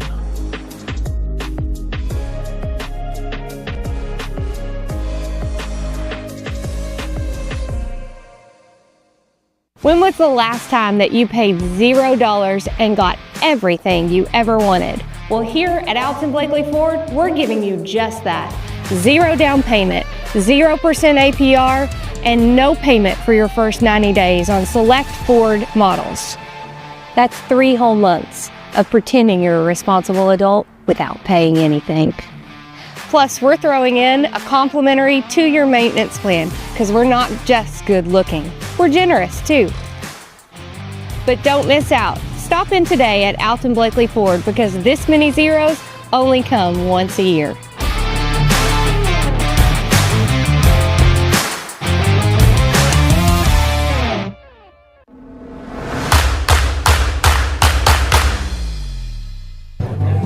So here we are here back at the Briar Patch on Lake Cumberland Sports. We want to thank Toyota of Somerset for being the title sponsor of tonight's action, and Ford Brothers Auctioneer for presenting tonight's action between the South Laurel Cardinals and the Somerset High School Briar Jumpers. Again, the Briar Jumpers find themselves in a 20-9 hole. I'm not sure about the all-time record between these two clubs. I don't think they played all that much, but it would not surprise me if South Laurel has never defeated them. Of course, don't quote me on that, but and KHSAA, Adam, I looked at that. It didn't show that they ever had played before, so I don't know if that's accurate, but it didn't record.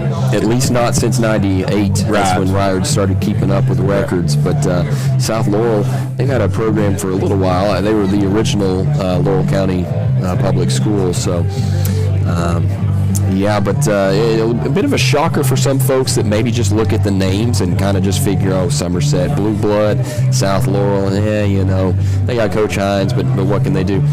They're showing you exactly what they can do. They can spread that ball around the field, and I see some Somerset legends here tonight. We got Jaden Gilmore down there walking on the track, a member of that 2019 state title team. Got to talk to Jacob Grable, also a member on that team, a couple seniors from that squad.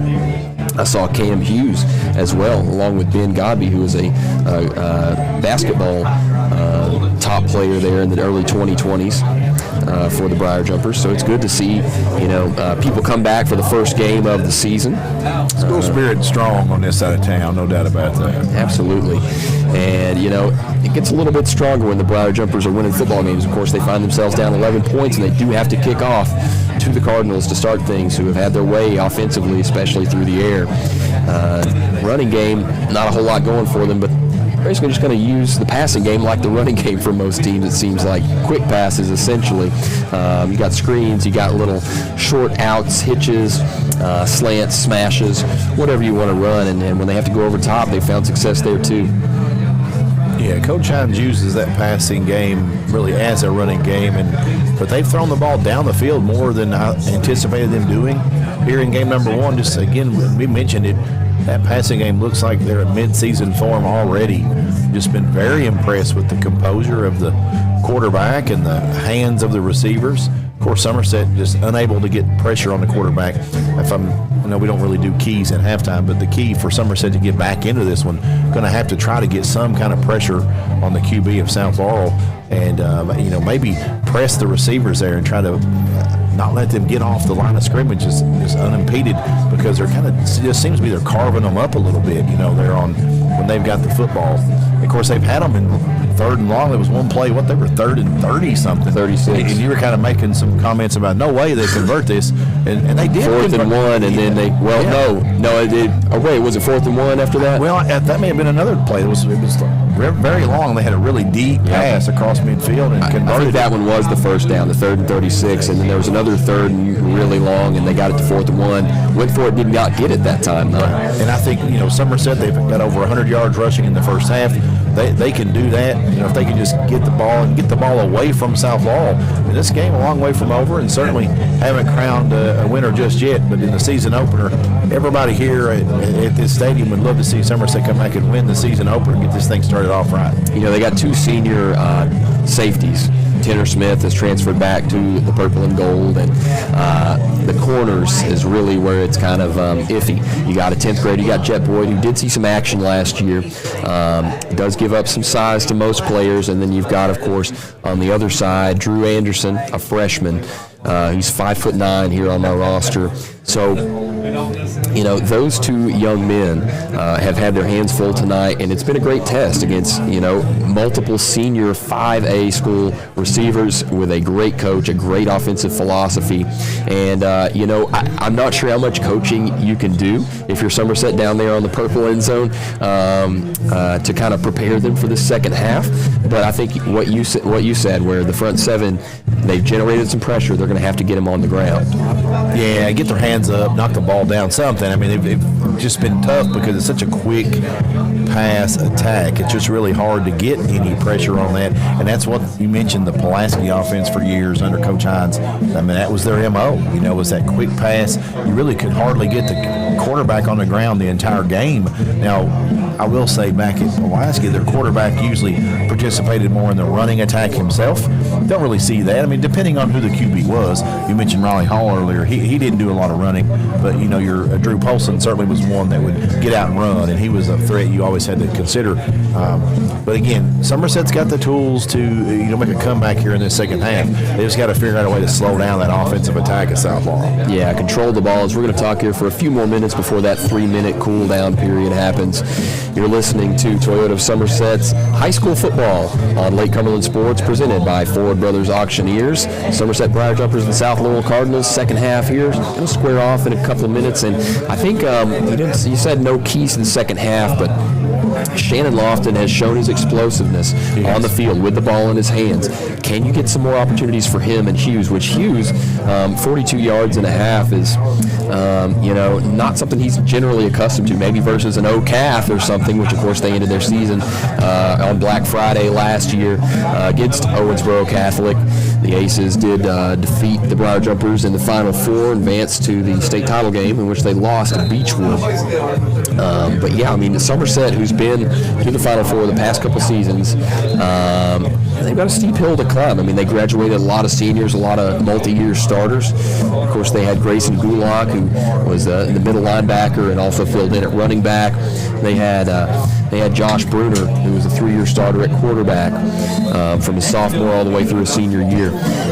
Did a great job, just commanding the offense. He was a field general, typical, field general quarterback who didn't have the greatest arm, didn't have a ton of mobility, but he had just enough of each of those categories and a smart mind, good head on his shoulders to put the ball where it needed to go for the most part. And replacing that's going to be tough. They got another sophomore stepping into the role, and Shannon Lofton, transfer from Taylor County, who we've seen him throw the ball a few times, has a pretty good zip on the ball whenever he puts his back into it, but really his calling card is tucking it and running. Yeah, and you mentioned Hughes and his rushing numbers. So 8 attempts in the first half. And again, I'm the guest here today, and not typical following Somerset High School. How many carries a game does the Hughes? What should he have when this game goes final? Well, I think at this point, the sense of urgency, especially if your defense allows another touchdown, you want to see him probably get the ball and get more touches, but I think it's going to sometimes involve him maybe running a quick slant or a post at times instead of just running between the tackles, because you go down 3 scores, it's tough to make it back just running. Of course, you want to keep him honest at all times as we're winding down the halftime period, and we will have the mandatory 3-minute warm-up. You've been listening again to Toyota of Somerset's high school football on the Wings and Rings Game of the Week, presented by Ford Brothers Auctioneers. Somerset and South Laurel ready to start this second half of football in just a little bit. We'll step away for a brief moment.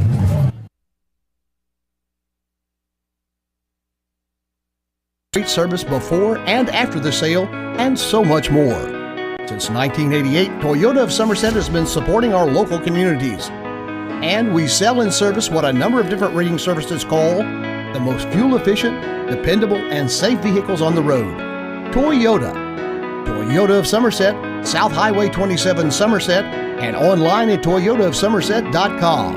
At Toyota of Somerset, we're all about you.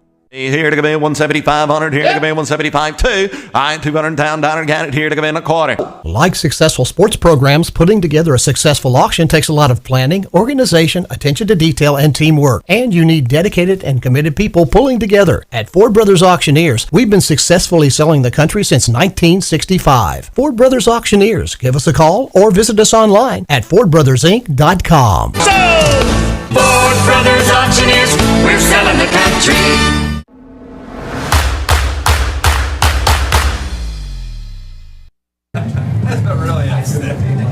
Here we go, and there's 2 minutes now and counting on that scoreboard, Randall D. Turpin CPA scoreboard. Somerset Briar Jumpers facing a little bit of adversity, an 11-point deficit as they begin the second half. Again, they're playing up. They're going 3 classes up here versus the South Laurel Cardinals, who were a team for, several years, have been an afterthought in 5A. But Coach Hines has, after his dismissal from Pulaski County, has really just came in there, done his thing, planted his Hines seed, and you can see that offense just budding into, really a formidable against this Somerset team. Of course, Somerset, a lot of experience given up to this team who has a lot of seniors on it. Some seniors and juniors up front for Somerset, but the back end, besides the safeties, is very, very young. We've seen that exploited. So it'd be interesting to see the way that these teams advance throughout the season. And South Laurel will be a fun one to watch down the stretch. I think so. I think they're going to put some people on notice this year. What's the next great play? Deciding what to eat after the game. Don't just settle for any fast food. Get a win for your taste buds with Wings and Rings. We've got over 12 sauces for our award-winning wings, from sweet to super spicy. Plus, we're more than just wings. Our loaded burgers, crispy onion rings, and mouth-watering mac and cheese are a guaranteed touchdown. Whether you're celebrating a big victory or just grabbing a bite with your team, make your next stop Wings and Rings as we get set for second half in-truth healthcare counseling kickoff here in the second half. Pulaski County game has went final. I'll give you a quick update on that. Pulaski final 44-14 winners over Henderson County. And we mentioned some stats here in that first half. First downs, Somerset 9, Lakeland Insurance Group first downs, and South Laurel 11 Lakeland Insurance Group first downs in that first half as we get set for second half action. So again, the Cardinals do receive as we get another whistle before play starts, and it officially is now the second half as Julian Carroll lines up, kicks left-footed. It's another booming kick. It's going to be fielded at the 5-yard line. And a nice cut there. He's into the clear. Brought down there, a little bit of a backwards reverse tackle there by number 23, Tristan Larkham, sophomore. But good there, good job returning that one for the Cardinals. Number 12, Carter Kelly, got the first touchdown of the night for South Laurel. Ball marked at the 39-yard line, first and 10 for the Cardinals. First and 10, Cards from the 39. Do they come out firing again? I think absolutely. Can Somerset stop it is the huge question. Empty backfield, trips right, a couple up top.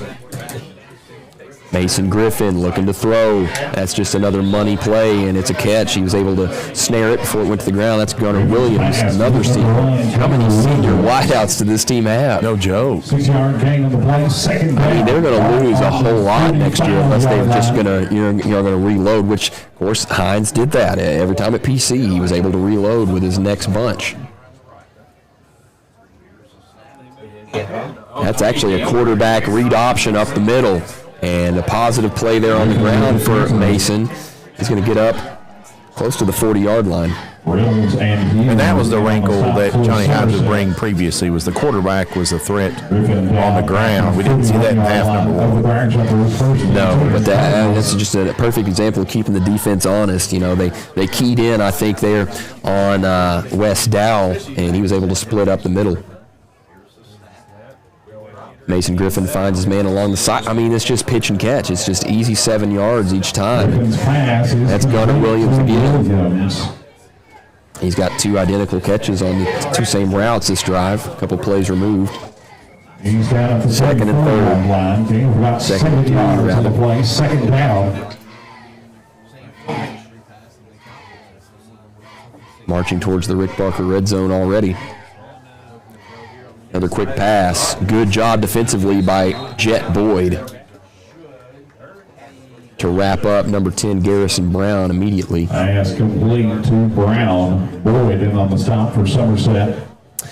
Tell you what, Boyd, I think, has gained an inch or 2 this year. Of course, he was just a freshman last year into his sophomore season.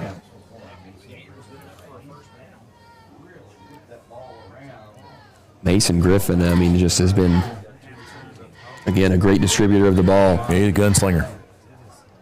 And a smart one, too. Savvy. Fake handoff up to the left side and almost picked. Just a jump ball that time. And number 8, Drew Anderson, the freshman, was in coverage. Looking for Kelly on the left side.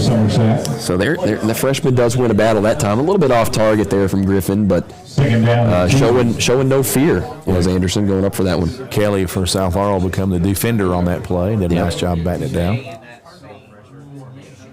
Second and 10. Handoff. And that's a nice run that time. And they've been doing a pretty good job defensively to stop them. West Dow was able to scratch forward for about 9. Third down and 1 for the Cardinal offense. And down on the play, third run. Dow in the backfield. Goes to the sideline after the hard count. Dow's going to switch over to the right side. Couple on the near side, one on the left. Hand off to Dow, and he's got a first down and a little bit more. He's now in the Rick Barker red zone, and that is a Lakeland Insurance first down. Reynolds and Bartley on the stop for Somerset. John Reynolds, Jacob Bartley. Some men we're going to call a lot this season for the purple and gold. Ball on the 17-yard line, first and 10. Going to bring Dow down, but it's first and 10, again inside that Rick Barker red zone. South Laurel threatening once more. Big spot for a turnover as Micah Smith gets it this time, and he's able to get a couple positive yards. Or he's brought down, and I believe that's Anderson, the corner, to bring him down. Smith, the ball carrier. Smalla over there as well. For the Briar Jumpers. And about 2 yards on the play. I just want to say you do a great job keeping stats. Well, again, I appreciate that. With a team that runs with tempo, it keeps you hopping. Absolutely. Mason Griffin, West Dow, rush that time, steps up to evade the pressure. The ball got tapped there by Zach Carter, and it's going to be an incomplete pass, forward pass. Yeah, Carter that time was able to get there in his face after the first sack attempt was evaded. Austin Lawless, the first guy there. And everybody here holding their breath because that ball went up, and all Briar Jumper faithful was hoping they could pick it. Yeah, just had mentioned a big spot for a turnover, and that would have been clear running space that time for the Briar Jumpers had they been there in the right spot. Griffin looking to throw along the left side. It's a comeback route, and it is a touchdown. Made the man fall. Garrison Brown on the comeback. Garrison Brown. Really just spreading that ball around the field, and South Laurel officially up 3 scores now. 17-point lead. Just another gutsy drive, and yeah, just the accuracy of the quarterback is so impressive. Oh yeah.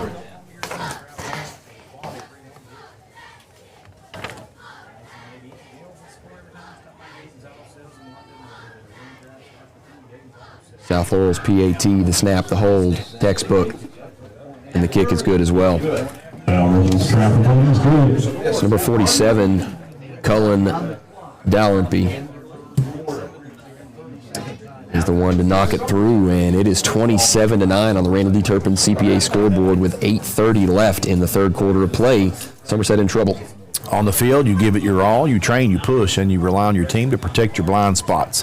But just like in sports, life throws you unexpected plays. For over 20 years, Lakeland Insurance Group has been the trusted teammate for families and businesses around the Lake Cumberland area and beyond. We're an independent agency focused on you, our community. From protecting your home and car to securing your business and employee benefits. We offer a wide variety of insurance solutions. We don't just sell policies, we build long-lasting relationships, ensuring you have the right coverage as life changes. Think of us as your dedicated coaching staff, guiding you through every season. Play it safe, live confidently. Choose Lakeland Insurance Group, your winning team for peace of mind. Visit us at lakelandinsuranceGroup.com or stop by one of our 4 Kentucky locations. After the game, we'll have the Somerset Community College Offensive Player of the Game, United Cumberland Bank Defensive Player of the Game, and the Bruin Doe Lineman of the Game as South Laurel kicks it short once more. It's going to be fielded by Chris Hughes, who's been sort of mitigated tonight. The South Laurel offense has not let Briar Jumper offense do all that much. He's going to get a solid return and move it past the 30-yard line. So this somewhat deflated Somerset offense is going to trot back out on the field. Shannon Lofton he's got a big task. I mean, his first game starting, new school, just having to get to know everybody over this past summer and few months. Go out there and lead a gritty drive and just kind of earn everybody's respect a little bit more. As they'll have Lofton under center, and it's going to be 2 men in the backfield.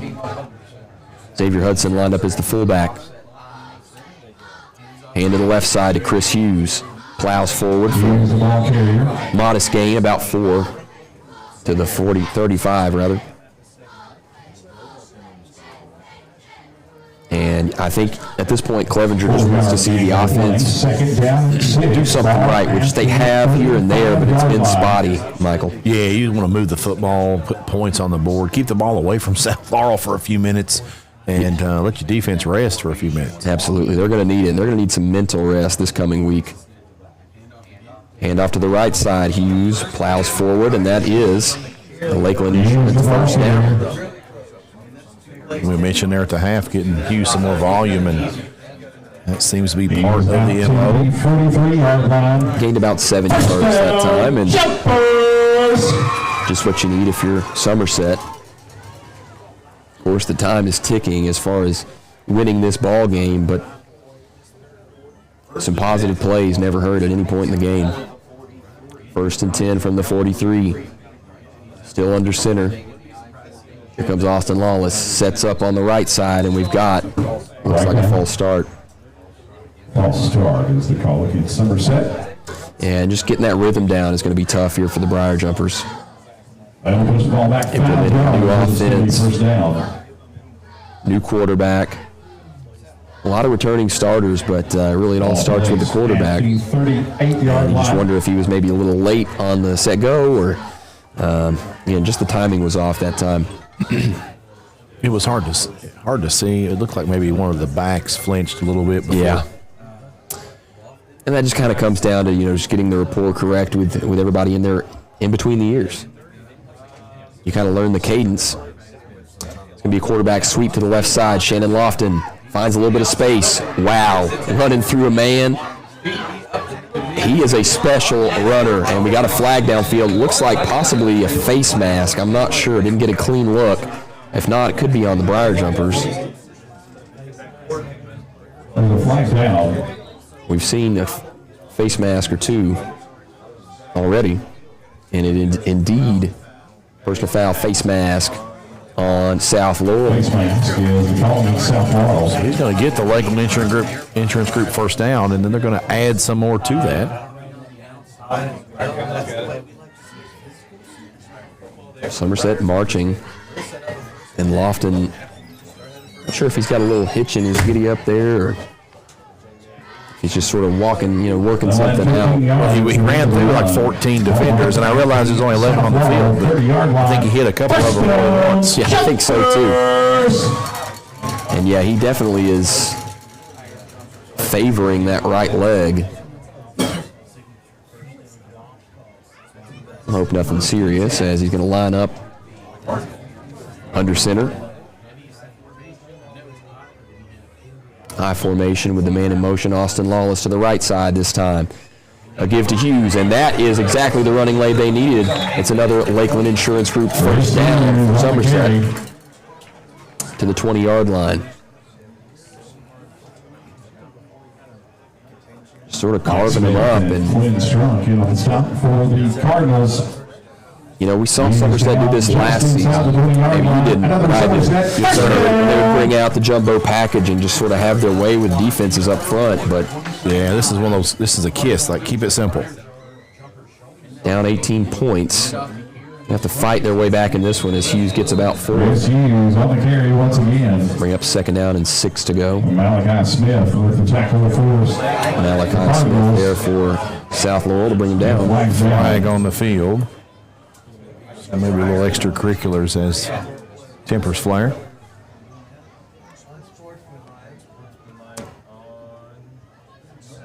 Yep, Cardinals with an unsportsmanlike, and it's going to be an offsetting. It's going to be offsetting. It's like a lot happened, but then nothing happened. Yeah, been a sloppy game as far as the flags go. As far as I'm concerned, nothing happened. I don't register that. That's reset the chips. Yeah, no sense putting that penalty in the books. 2nd down, long 6 to go. Going to put it 7 on the official scoreboard. 2nd down and 7. Heavy set coming in. A give again to the left side. Hughes rumbles forward for a few. Tell you guys. Not able to extend into the second level, but it's going to make it 3rd and manageable. We're going to see if that same offense personnel stays out on the field. So far it has. They generally like to do a whole drive with this unless they really get behind the sticks. But the magic of this offense is not getting behind the sticks. Again, an 18-point deficit, though, for the Briar Jumpers. Still quite a bit of time left. Halfway through the 3rd quarter. Lofton keeps it, and he's going to get plowed down. Could not find a way to get all the way to the 1st down marker. Christian Martinez over there manning the down marker. And it's 4th down and 3. He's a former Briar Jumper as well. So offense stays out on the field. Xavier Hudson gets the call from the the coach. It's 4th down and 2. So he's going to break the huddle this time. Hudson lined up at fullback. Hughes behind him. Shannon Lofton under center. Wallace went in motion, and that is going to be a first down. Hughes plows forward for insurance group. First down for Somerset. So positive things going forward for them on this drive. They just are moving forward consistently. And he's down at the 6-yard line. First down, Jumpers!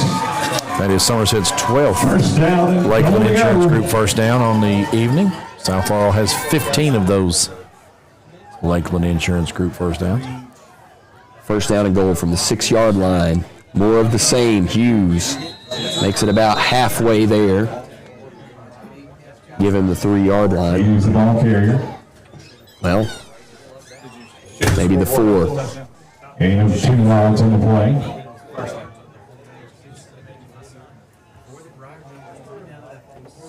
Time is continuing to melt away, but again, a lot of time here. Get some incompletions forced against South Laurel, and got ourselves a story. Shannon Lofton puts Lawless in motion. Power run off the left side, and that is the second Citizens National Bank touchdown for Chris Hughes. Carving into that deficit just a little bit from 4 yards out. Power running. That's how they got it done on that drive. I mean, the offense is effective. It's on the defensive side of the football. They're going to have to make some turnovers to get back in this one. Or some stops. I mean, either one. We'll take either one. So with 3:43, as Carroll comes in to try the point after. Held there by Hudson, and it is good. Somerset now trailing by 11 again. It's 27-16 with 3:44 on the Randall D. Turpin CPA scoreboard. We got a flag down, and maybe South Laurel with some chirping after the play, and another unsportsmanlike. We've seen a lot of those. For all of your real estate and auction needs, contact Rick Barker and his team at Godby Realty and Auction. They are starting their 65th year in the real estate and auction business, and they were selected again this year as the #1 real estate auction company.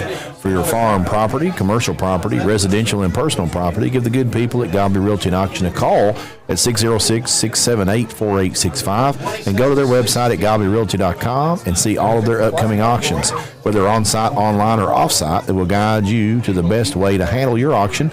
Rick Barker and Godby Realty and Auction, names you know, names you can trust. That's Rick Barker and Godby Realty and Auction, sponsor of our Rick Barker Red Zone here on Lake Cumberland Sports. Certainly thank you to all of our sponsors here on Lake Cumberland Sports. And you mentioned the players of the game, Adam, and mentioned last night that the Brew and Dough lineman of the game gets a little perk. Have you heard about this? I did. I was just cued off that by the boss, Kevin Lloyd. Buffet. Free buffet at Brew and Dough the week after you win, and I thought, there's nothing stopping me from walking in there and saying, hey, I won lineman of the game. I said, well, anyway, but that's a cool little perk. So nice, well done, Brew and Dough. I like that, sweetening the pot a little bit. So yeah, add on to that lineman physique a little bit as Somerset gets to kick a little bit shorter now because of the personal foul and sportsmanlike conduct. And we'll see how they approach this one. Do they go for a surprise onside? It looks like it. And great awareness there. #1 Gunnar Williams was able to field that cleanly and fall on it. So, but still, at that point, I mean, they don't have the best starting field position. Unsportsmanlike conduct penalty, so they'll start the drive from the 25-yard line. It's like an NFL touchback. Yeah, and this is the side of the football Somerset's got to make something happen, and if they want to get back in this football game. Most certainly, sir. Mason Griffin, he says empty backfield. Let's just keep throwing this ball. Did find a little bit of success running it recently. Gunnar Williams with the catch along the sideline, and Boyd there with the stop. Did pick up 5, though. I mean, it's just when you're that accurate and your receivers are that pertinent with their routes. Well, and they're able to pull the ball down even with the footsteps coming. Oh, yeah. Kudos to the receivers. Fearless. And there's a false start there that time for South Laurel, but putting up video game numbers thus far through the air is the senior Mason Griffin. First down, back 5 yards to the Cardinal 24-yard line. They do have to back up. It'll be second down and 11. Puts it to the original, well, just behind the original line of scrimmage. Second and 11 to go for the Cards. A couple men on each side, one man in the backfield.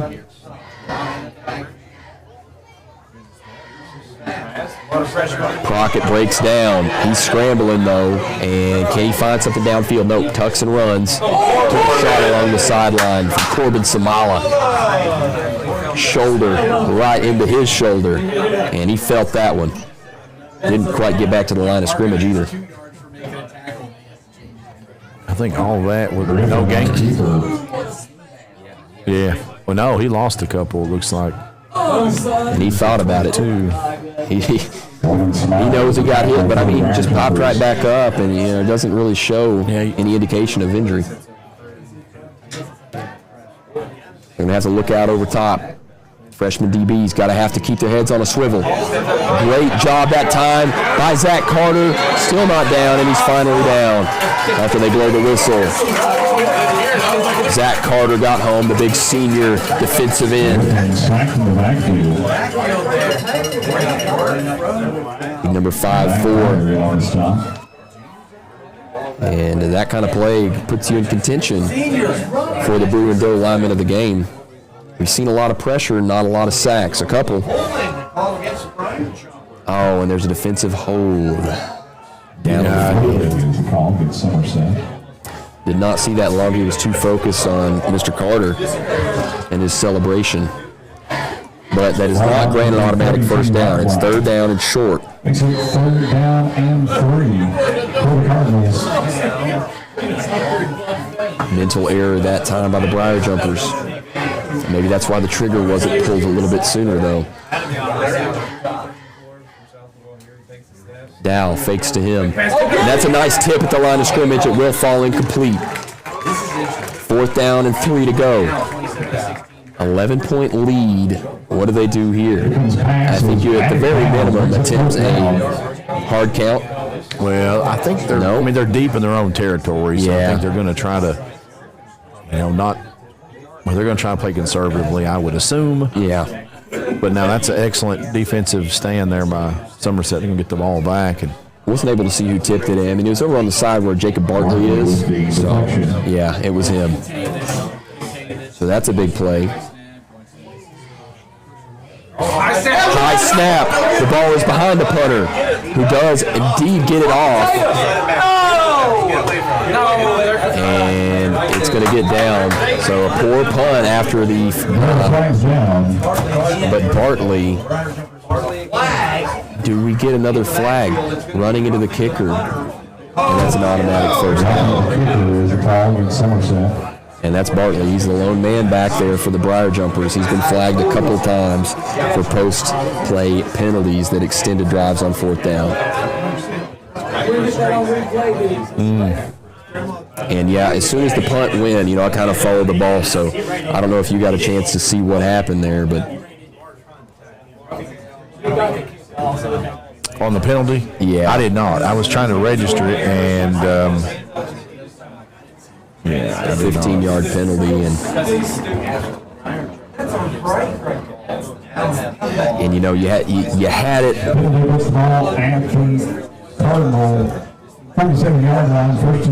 Had it over the punter's head, and going to be at the 47. Just try to make a football play, of course, but comes back to bite the Briar Jumpers.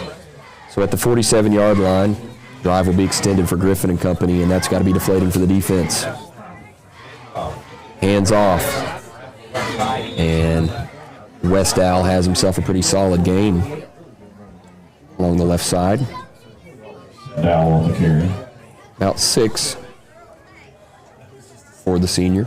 In about 6 yards on the play. Second down. And I think the story of this game really just comes down to errors, whether it be mental or physical. Yeah, and a couple that could have given the ball back to you and allow you to leave the ball in the hands of your opponent. Those are crucial. Yeah, we've seen a few of those. And, of course, the 2 fumbles lost for the Briar Jumpers. Trips right this time for Griffin and company. Great pressure, and that's a 3-man sack. First guy there, Alsip, and then Austin Lawless and Jacob Bartley cleaned it up as well. So big play that time for the Briar Jumpers. 3rd down and long to go, but 3rd down and long may as well be 3rd and medium sometimes for this team. They do not. They've all been 3rd and manageable. Anything's manageable in the Hines offense. You got to wonder, his first game back at the Briar Patch in a long time. Of course, it's his alma mater. You just kind of wonder if there's a little bit extra here sometimes. Well, it's a special place to play. Absolutely. 2 men to the right side, 2 men to the left side. Pitch and catch, and good catch there by number 1, Gunnar Williams, but he's not got the first down. He was unable to catch and run. He kind of had to get the leg and stumbled. But it's going to be 4th down, and I think at this point, you do go for it. If you don't like the look, maybe push bunt it if you work that. I think you go now on the other side of the field. Clock ticking, under 20 seconds here on the Randall D. Turpin CPA scoreboard in the 3rd quarter. False start. Now you might not now. But of course, 4th and 8, it's nothing really for them so far. You got a point. They're at the 49. False start is called against the Cardinals. We'll see if the Cards just want to play this one out or if they want to switch across the 50 and take it for the 48-yard line. Still 4th down. Well, the last punt attempt didn't work out well, so for an offensive-minded guy, you might just say, you know what, punt unit, you're just going to stay on the sideline the rest of the night. We're going to go. Clock rolling, and they will not snap the ball. So at the end of 3 on the Randall D. Turpin CPA scoreboard, Somerset trails South Laurel 27-16.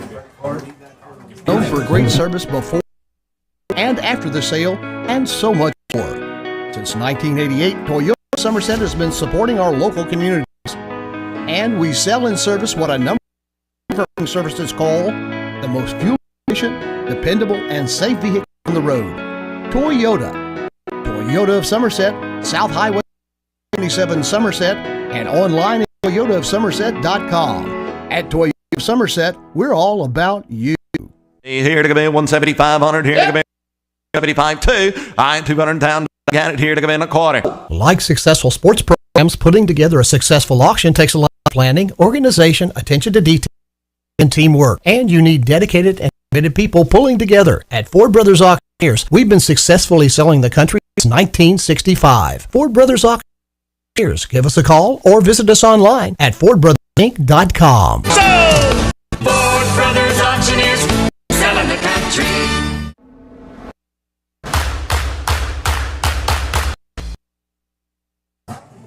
Welcome back to the Wings and Rings Game of the Week.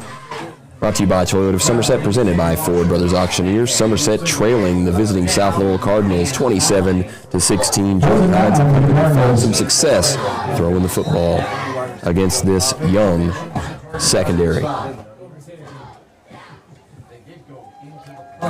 Here comes the punt.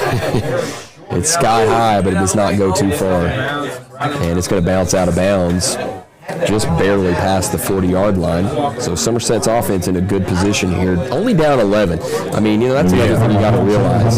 So Somerset, again, they faced an uphill battle for most of this game. But that's not to say that, it's a wash. I mean, they're down 11 points. They just got a defensive stop. Go out there and probably run that jumbo set again. Yeah, they just carved the defense apart that last possession and did what they want. So I would assume you'll see more of the same. Yep, here we go. Jumbo package. Lawless flanked along the right side. He'll probably not go in motion. Hughes running with a head of steam. Gets about 6 on the first down carry. We'll call it 5. So good way to start the 4th quarter. Walters in on the stop for South Laurel. And 5 yards on the play. Second down. Now the kiddos are in the end zone, Adam. Yeah, I've seen them messing around since the third quarter. I just now paid attention to that.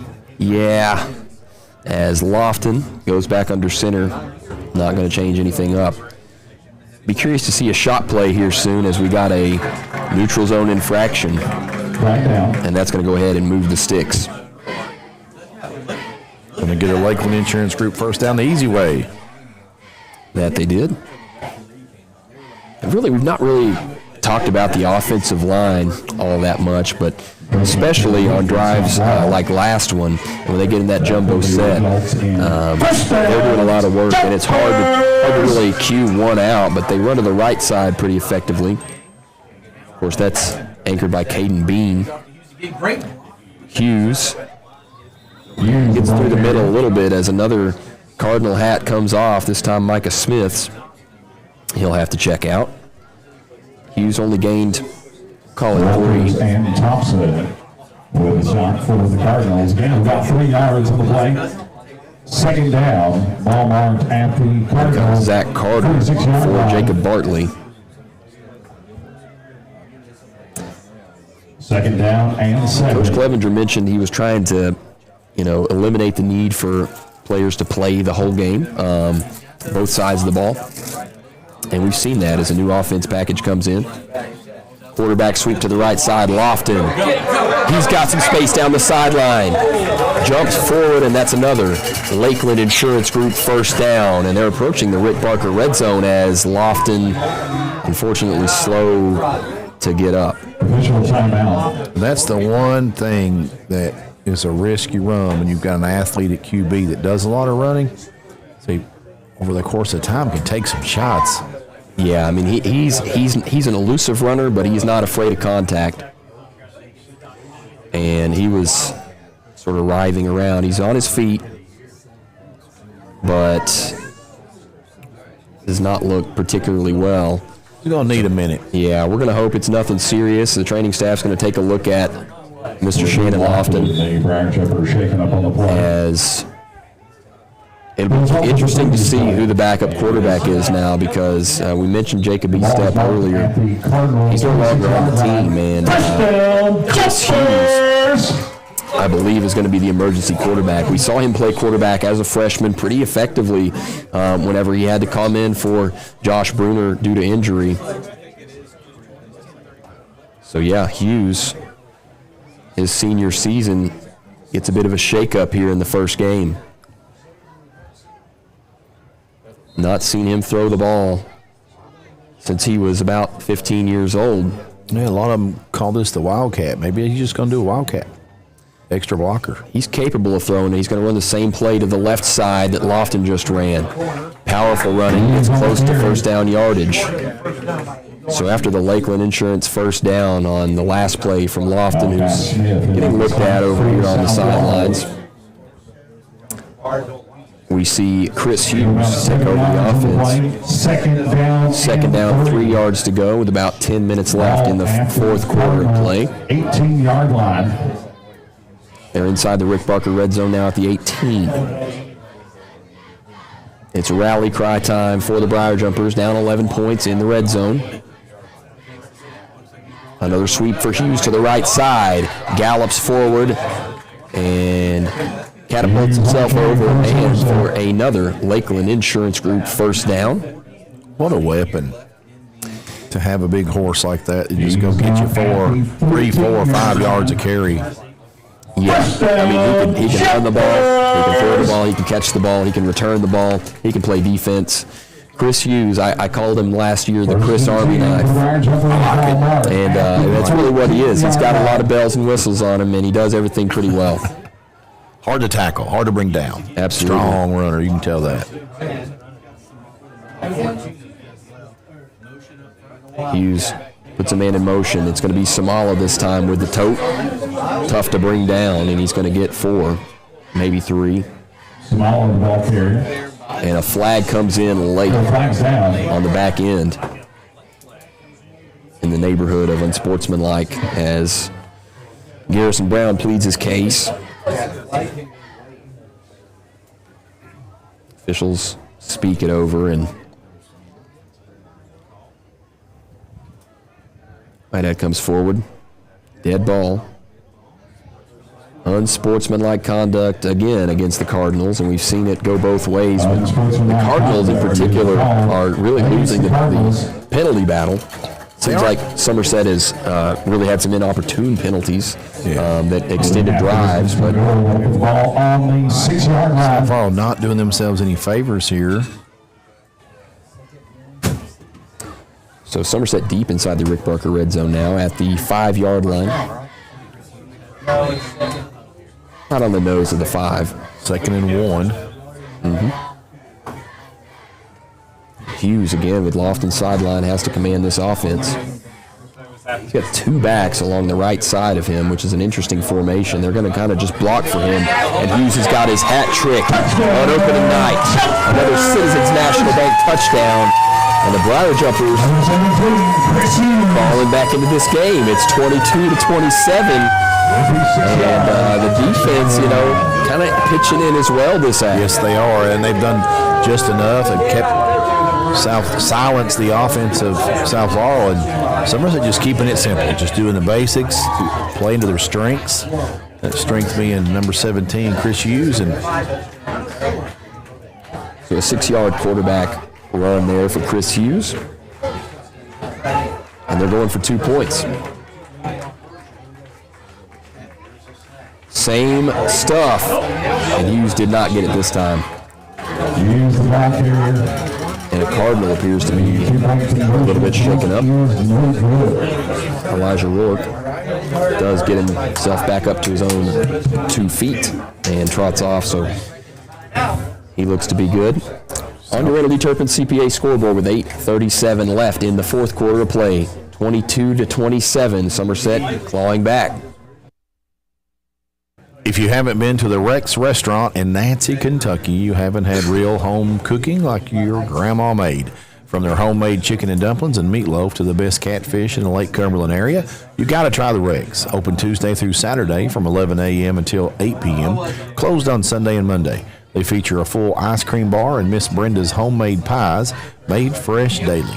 They can accommodate large groups by reservation and can cater your businesses for lunch, and they will deliver to you. Rick Barker and the Rex Restaurant, where they will feed you good and treat you right. You're looking for the perfect night out? At Brew & Dough, you'll find some of the best pizza you've ever put in your mouth, handcrafted sandwiches, calzones, and delicious salad bar. And to keep the good times flowing, there's a full-service bar. Thursdays happy hours from 5 to 7, and mixtape bingo. A combination of Name That Tune and bingo starts at 6 p.m. Friday nights. And come and sing it like you own it with karaoke, where you're the star. Brew & Dough on South Highway 27 in Somerset, stoplight 21. Did a little karaoke at Brew & Dough once. It was a great night. Of course, Bob Boone, he's over there. He'll keep you good company, and that's a great kick. It's going to go all the way out of the end zone. I'll tell you what, if that one would have just stopped right at the 1 yard line, you may have had number 3 pick that up for a touchdown. It would have been pretty interesting to see that. But Carroll's got a leg, doesn't he? First time I've seen him, Carroll's got a leg. He can boot it. He sure does. I mean, he, like I said, getting national looks, and it's again time for the defense to bow up. They've been asked a lot of in this second half, and for the most part, they've delivered. Only 1 touchdown, and I think 3 drives. Of course, 1 drive would have been over a lot sooner in plus territory had that punt not been penalized. So Mason Griffin puts Dow in motion. Quick throw again, and a great job that time. Number 12, Carter Kelly, is brought down by Jet Boyd. And Boyd just kind of ran through that block. 2 yards. The first pass I remember tonight, Adam, that was negative yardage. So that's significant. It is. Keying in on that screen, and we'll see what they want to do this time. They got a lot of space open there over the seam. Not going to throw it. It's going to be another one of those quick passes along the sideline.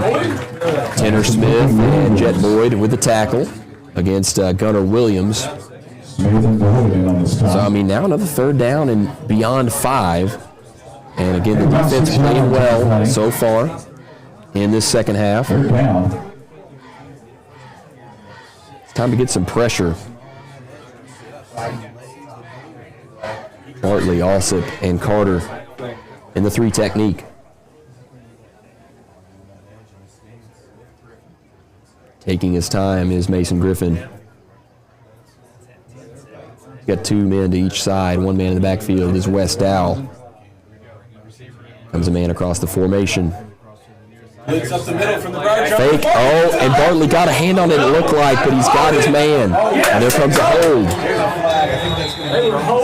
So he did complete the pass. Drew Anderson was the one to make the stop, the freshman, but Garrison Brown's play may be negated. It indeed is a hold on the Cardinals. So sloppy play from them tonight has prevented them from, a lot more production offensively. Keeping Somerset in it. I love that line. I'm putting that line. He went the wrong way, buddy. You got to mark it that way. We went the wrong way. 3rd down and. No, he marked it up the field instead of he should have gone against it. Some confusion on where the ball should be spotted. Yeah, they're going to go ahead and march that ball backwards because it did occur at the line of scrimmage. No. Here's some more moaning in the booth, but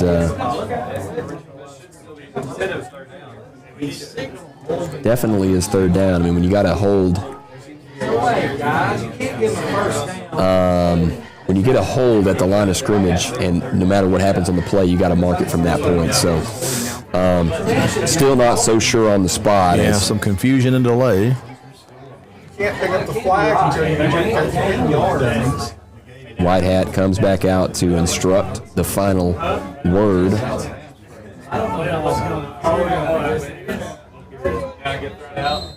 Nope, there it is.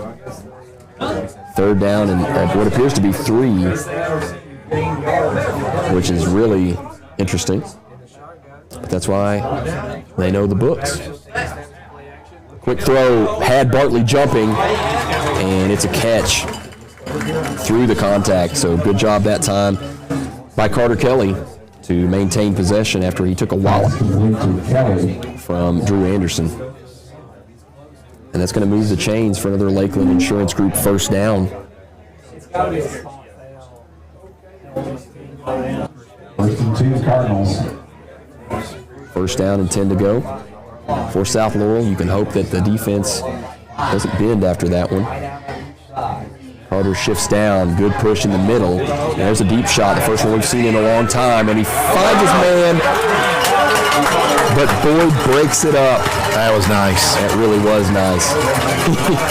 He had the little seatbelt celebration there that time. I mean, he did a good job to catch back up with him and break the pass up, but it was a great place ball and almost an amazing catch. Yeah, it was excellently thrown ball. Nice defensive play there to break that up, and key moment with the clock starting to work against you here if you're Somerset. 6:31 left in the 4th quarter play on the Randall D. Turpin CPA scoreboard. We've got a battle on our hands here at the Briar Patch. Griffin, this time it's a handoff to Dow. Dow plugged up. Short gain, maybe a yard or so. 3rd down and a long 7. Dow on a carry. Upcoming for South Laurel. Get about 2 yards on the play. 3rd down. Ball at the 34-yard line. Secondary has to rise up on this one. They took their shot. Just expect another safe, easy, sort of 12 or 13-yard route at this point. Couple men lined up right. 1 man down to the near side. Griffin looks to throw, finds him on a comeback, and that's another 1st down. Lakeland Insurance Group 1st down for the Cardinals. I mean, working against Drew Anderson there again, and he's going to learn as a freshman what it's like to play varsity football. Ball at the 43-yard line. Corbin Samala checks out of the game, and here comes Jax Griffin. A couple men to the near side this time. Shifting things around, and Griffin gets some new direction from the sideline. Coach Hines orchestrated a great game for these young men to go out and play. Somerset's clawed back, though, with a couple touchdowns unanswered. 13-point run.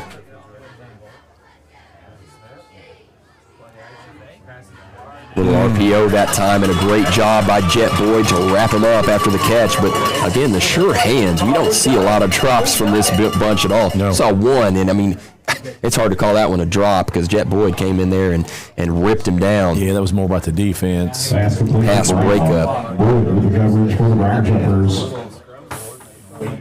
Lofton has not got up from the table, and it looks like it's going to be Hughes' offense whenever the Jumpers' offense does take over. If they do, of course, just under 5 minutes to play. Defense hopes to get them back out on the field for a chance for a firework finish. Griffin trips left, Dow in the backfield. Taking his time. It's a give to Dow. Decent run for about 3. 3rd down and 3 upcoming at midfield. Dow on the carry. And he's tackled at midfield. So the defense now with, I mean, you really got to look at probably, I don't know, I would say 2 more plays unless there's a big negative play here. Watch the hard count. Somerset doesn't buy it at first. He's going to motion Carter Kelly out there. Trips left. West Dow alongside Griffin in the backfield. Snap a little high. And Dow's got it to the second level. I don't think anybody's going to catch him. That is another touchdown and a punctuation mark, perhaps, on this game unless we see some urgency for the Somerset offense. Big 50-yard touchdown run. I think they just kind of lost their integrity there on the left side, and a gut punch there for the Cards. Yeah, that's tough. They lull you to sleep, though, with that quick pass. You don't expect that. And inopportune time if you're the Briar Jumpers. But well-executed play from the Cardinals of South Laurel. Yeah, West Dow hit a home run. He's had a mixed bag running the ball tonight. Mostly just kind of ran into the defense, but that time it's going to be a no-good field goal, extra point. But still an 11-point ball game. Somerset's facing an 11-point ball game a few times tonight on the Randall D. Turpin CPA scoreboard. 3:40 to go here in the fourth, 33-22. Welcome back to another exciting night of Somerset Briar Jumpers football. As the team gets ready to take the field, remember that a strong defense is key to a big win. A car wreck can turn your world upside down. You need a strong defense in your corner, and that's exactly what you'll get with the team at the law office of Jeremy A. Bartley, PSC. When you're facing a personal injury, a car wreck, a truck accident, or criminal defense, they're ready to fight for you. They're the trustworthy, aggressive, and knowledgeable legal advocates on your side. So if you or a loved one are ever in a legal fight, hit them with the jab. Call the law office of Jeremy A. Bartley, PSC, today at 606-485-1713, or find them online at carwreckattorneykentucky.com. That's the law office of Jeremy A. Bartley, PSC. I have some scoregami going on. It's kind of a weird score, 33-22. Are you familiar with scoregami? I am not. I don't think Bob Boone was either last year, or maybe even Robert Reed, but it's basically scoregami. So I don't know why the origami pun is a part of it, but basically it's a score that's not happened before for a certain team, and 33-22 is a bit of an interesting one as this kick goes out of bounds. So solid field position upcoming for the Briar Jumpers who've got to work against Father Time. The 1st and 10 for Briar Jumpers at the 35-yard line. 3:40 left in the ball game, at least in regulation. With 11 points, be hard to get to overtime. But they're going to try for another return. It looks like for a big explosive play. Of course, the Briar Jumpers did fumble and allow a touchdown after a kick return attempt that was short. Almost had a toddler field storming there in the south end zone. Mom was right there, said, nuh-uh. He just wants to go out there and play ball. He sees the ball flying around. He wants to go get in the action. Out of bounds. So Ethan Leach, another senior. I mean, I don't know how many. It's like the whole senior It's like class. they got 25, isn't it? Yeah. South Laurel will re-kick. Leach will be kicking it. Doubt they're going to give Hughes a chance to return this ball, but we will see. So they got him kind of lined up short. And it's going to go Hughes' way, hits his leg, he fields it, and gets chopped down there by number 20, Quinn Strunk, a freshman. So Hughes and company is going to take over now inside the 30-yard line. Probably should have. I mean, I get the, wanting to take the splash play opportunity, but now they got worse field position than they would have had. He's down at the 30-yard line. And it's Hughes' offense right now as Corbin Samala joins the fray in the huddle. And since Hughes has taken over, no pass attempts yet. It's been all. I hazard to guess we'll see one on this drive. Well, I was just curious. You called him the, what did you say, Chris Army now? Yeah, that's right. It was Swiss originally. His first name's Chris. It rhymes. That works. Go for it. I like it, yeah. Chris and Hudson in the backfield. And rolls out right, and we've got a pre-snap whistle. I think we were about to see a pass. Yeah. So it's going to be on Somerset. I think a delay of game. And, it's kind of the opposite of what you need right now. You need urgency, and not urgent enough to snap that ball in time, as Hughes was rolling right, possibly going to throw it downfield. And he's kind of, I saw this offense whenever he was a freshman and had to play emergency quarterback. He was the backup right out of the gate, and when Bruner went down with a collarbone injury, he was in command. They would roll him out a lot, try to get him to throw it on the run, as this is what we're seeing once more. 2 gloves for Chris, and good catch there along the sideline for James Brown. Gains about 6 yards. That's sort of that South Laurel offense, minus the rollout. Traditional out route. Second and 4 from the 36, and again, clock running. 3:23 left in the fourth. Trips left. Got to look for a home run ball at some point as Hughes carries it up the middle. Gets the first down, so another Lakeland Insurance first down on the ground as the clock will stop on its second change. First down, Jumpers! And we do have a penalty, and it's a face mask, so another gift from the South Laurel defense. That's their, I think, 4th face mask of the night, maybe 3rd. 46-yard line. Your fingers, you're going to be sore in the morning, I think, from all this statistical action you got going over there. At the Somerset 46-yard line. Hudson and Hughes in the backfield. Trips left, one down to the right side.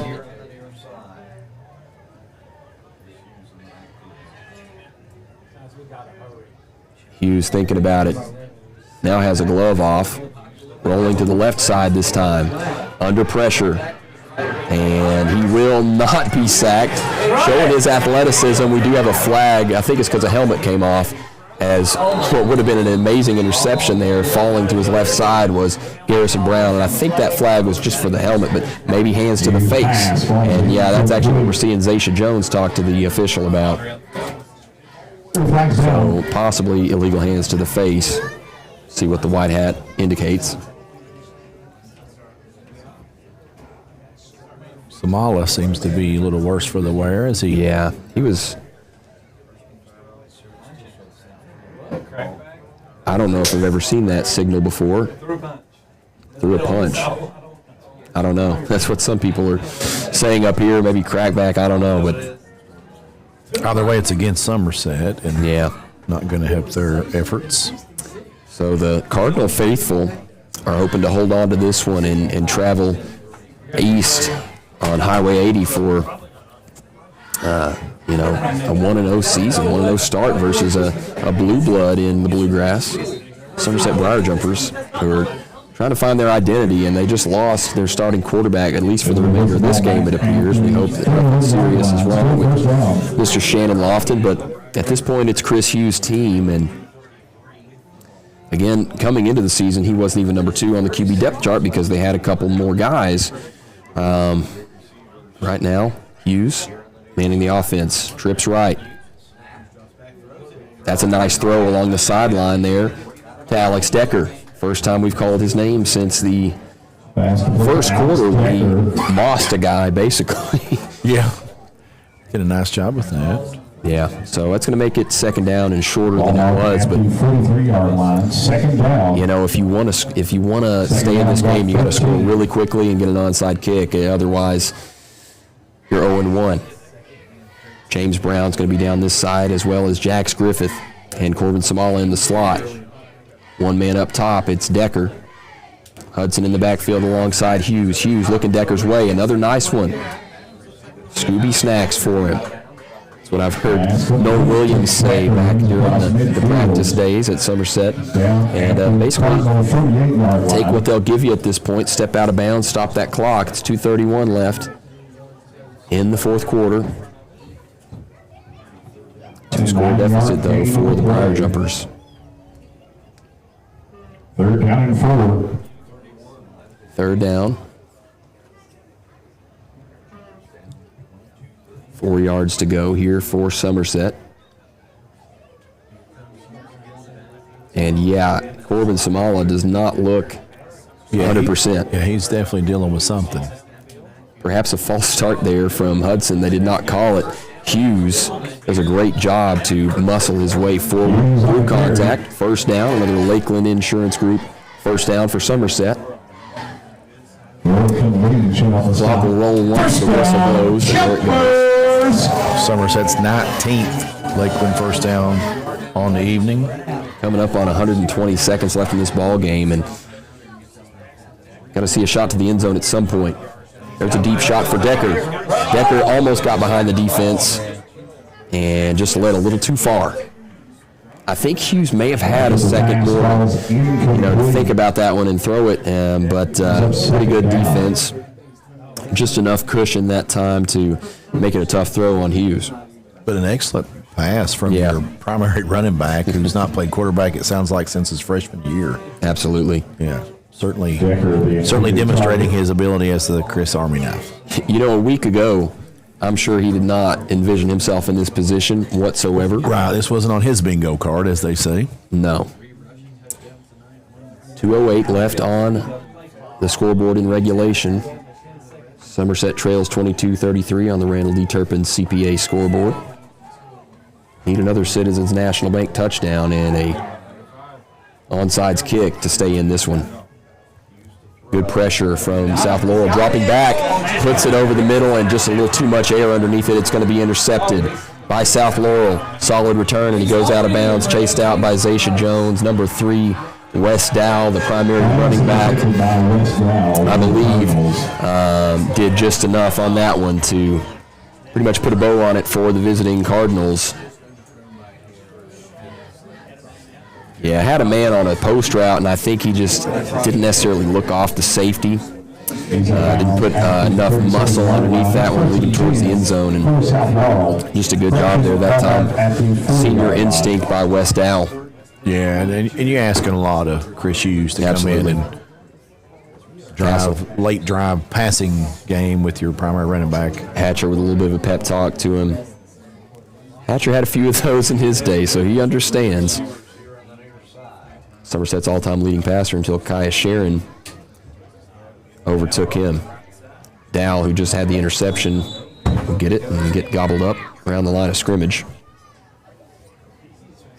Looks like Bartley and Carter were there for the Briar Jumpers. No gain on the play. And going to let this clock bleed as much as it can. 33 on the play clock. But, I mean, I don't think they're going to stand there for 33 seconds. They look like they're going to just go ahead and snap the ball and maybe get a little bit more offense as they get a new call from the sideline. Second down and 10 for the Cardinals, who earned this victory, barring any sort of miracle. in spite of a lot of self-inflicted errors. Fake to Micah Smith, and it's a QB run for Mr. Mason Griffin, who I believe if we do South Laurel's player of the game, he's got to be the offensive player of the game. I'm super impressed with that young man. And I'm sure he's going to be taking home some hardware well-earned over here in the Briar Patch. Trips left, Micah Smith in the backfield. Griffin letting the clock bleed out. Should be the final snap of the ball game. Still running the offense, though, which is quite interesting. No kneel downs. Somerset, of course, does have a timeout, and that's going to be a first down anyway. So, yeah, that should indeed be the final snap of this ball game as Micah Smith just iced it for the final Lakeland Insurance Group first down of the game, and South Laurel's got something to cheer about. They're going to head east with a victory here in the Alton Blakely Gridiron Bowl. They're going to take over on Somerset here at the Briar Patch, 33-22. Disappointed fans for the Briar Jumpers, and this has been Lake Cumberland Sports. We'll step away for just a brief moment.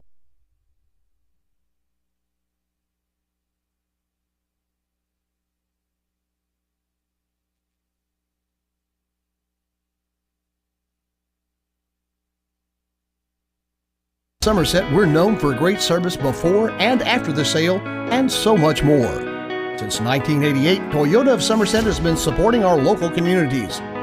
And we sell and service what a number of different reading services call the most fuel-efficient, dependable, and safe vehicles on the road. Toyota.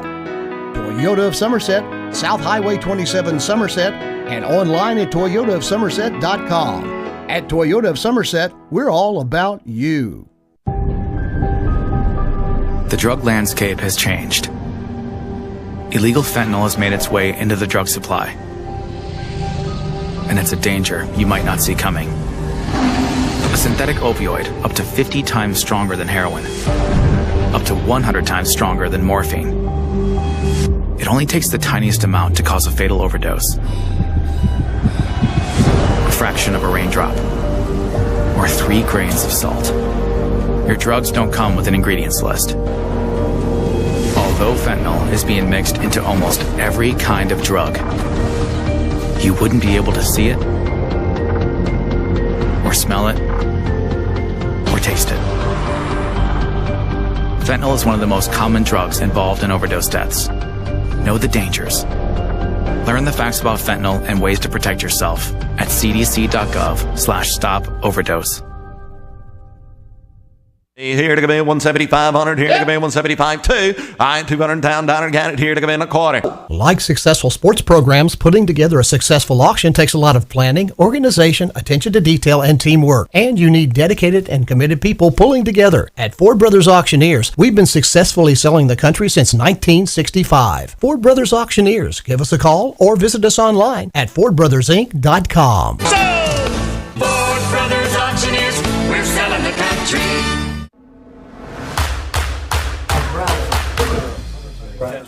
Welcome back to the broadcast here. It's your Wings and Rings game of the week, and we had a dandy. 55 total points combined between these two teams. South Laurel Cardinals were victorious over Somerset High School. And they've given the nod, of course, to Mason Griffin, who just had a stellar game offensively distributing the football. And West Dow is also getting an outstanding award there. Coach Burkett down there giving him his hardware. It's time for Somerset. I'm not sure what they're going to go with, but what we'll go with, the Somerset Community College offensive player of the game. Yeah, it's Chris Hughes, and 3 touchdowns. Hard to go against that. And of course, he had to take over as quarterback at the end of that ball game.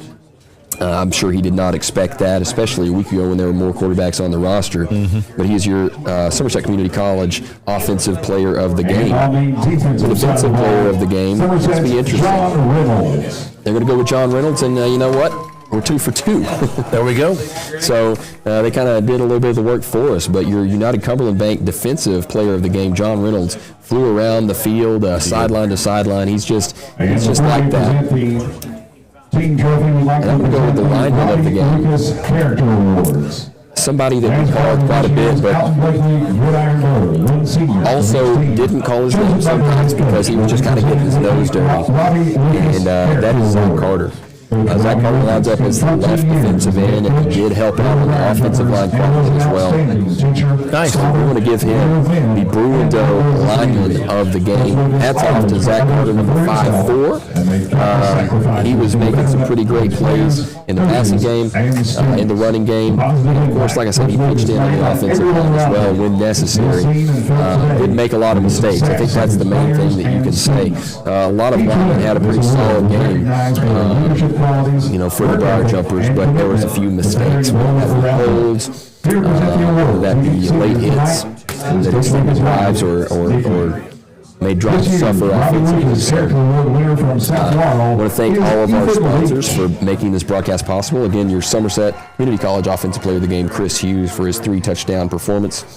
Your United Cumberland Bank Defensive Player of the Game, John Reynolds, for his amazing fly around the field, sideline to sideline performance defensively. And Jax Griffith wins the Robbie Lucas Character Award for the Somerset Briar Jumpers. There you go. Nice. And then, of course, the Bruin-Doe lineman of the game goes to senior Zach Carter. That's and finally, 2 seniors and a junior. So the upperclassmen are really going to have to lead this team because some of the youth and inexperience you can see has reared its head a little bit, especially in the secondary. But hats off to the South Laurel Cardinals, who reigned victorious here in Week 1 over Somerset. Go through some stats here before we wrap up our broadcast here tonight, Adam. Somerset into the night with 19 first downs, 19 Lakeland Insurance Group first downs. They had 223 yards on the ground on 36 rushes, 56 yards through the air on 4 out of 12 passing attempts. They were penalized 12 times for 112 yards. They were 2 out of 7 on third down conversion attempts, 1 for 1 on fourth down conversion attempts, and 1 for 1 on field goal attempts. South Laurel had 20 first downs. They were 63 yards on the ground on 23 rushes, 299 yards through the air on 28 of 36 passing, 3 TDs, no interceptions. They were penalized 13 times for 116 yards, 9 out of 16 on third down conversion attempts, and 2 out of 3 on fourth down conversion attempts. I'm going to give you some leaders, and I'll just stick with the home standing Briar Jumpers for that. So Somerset rushing the football, Chris Hughes, our Somerset Community College Offensive Player of the Game, 23 rushes, 124 yards, and 3 TDs. Shannon Lofton, 10 rushes, 88 yards, and Corbin Samala, 2 for 8. Passing the football, Hughes, 3 out of 6 for 32 yards, and Lofton, 1 out of 2 for 24.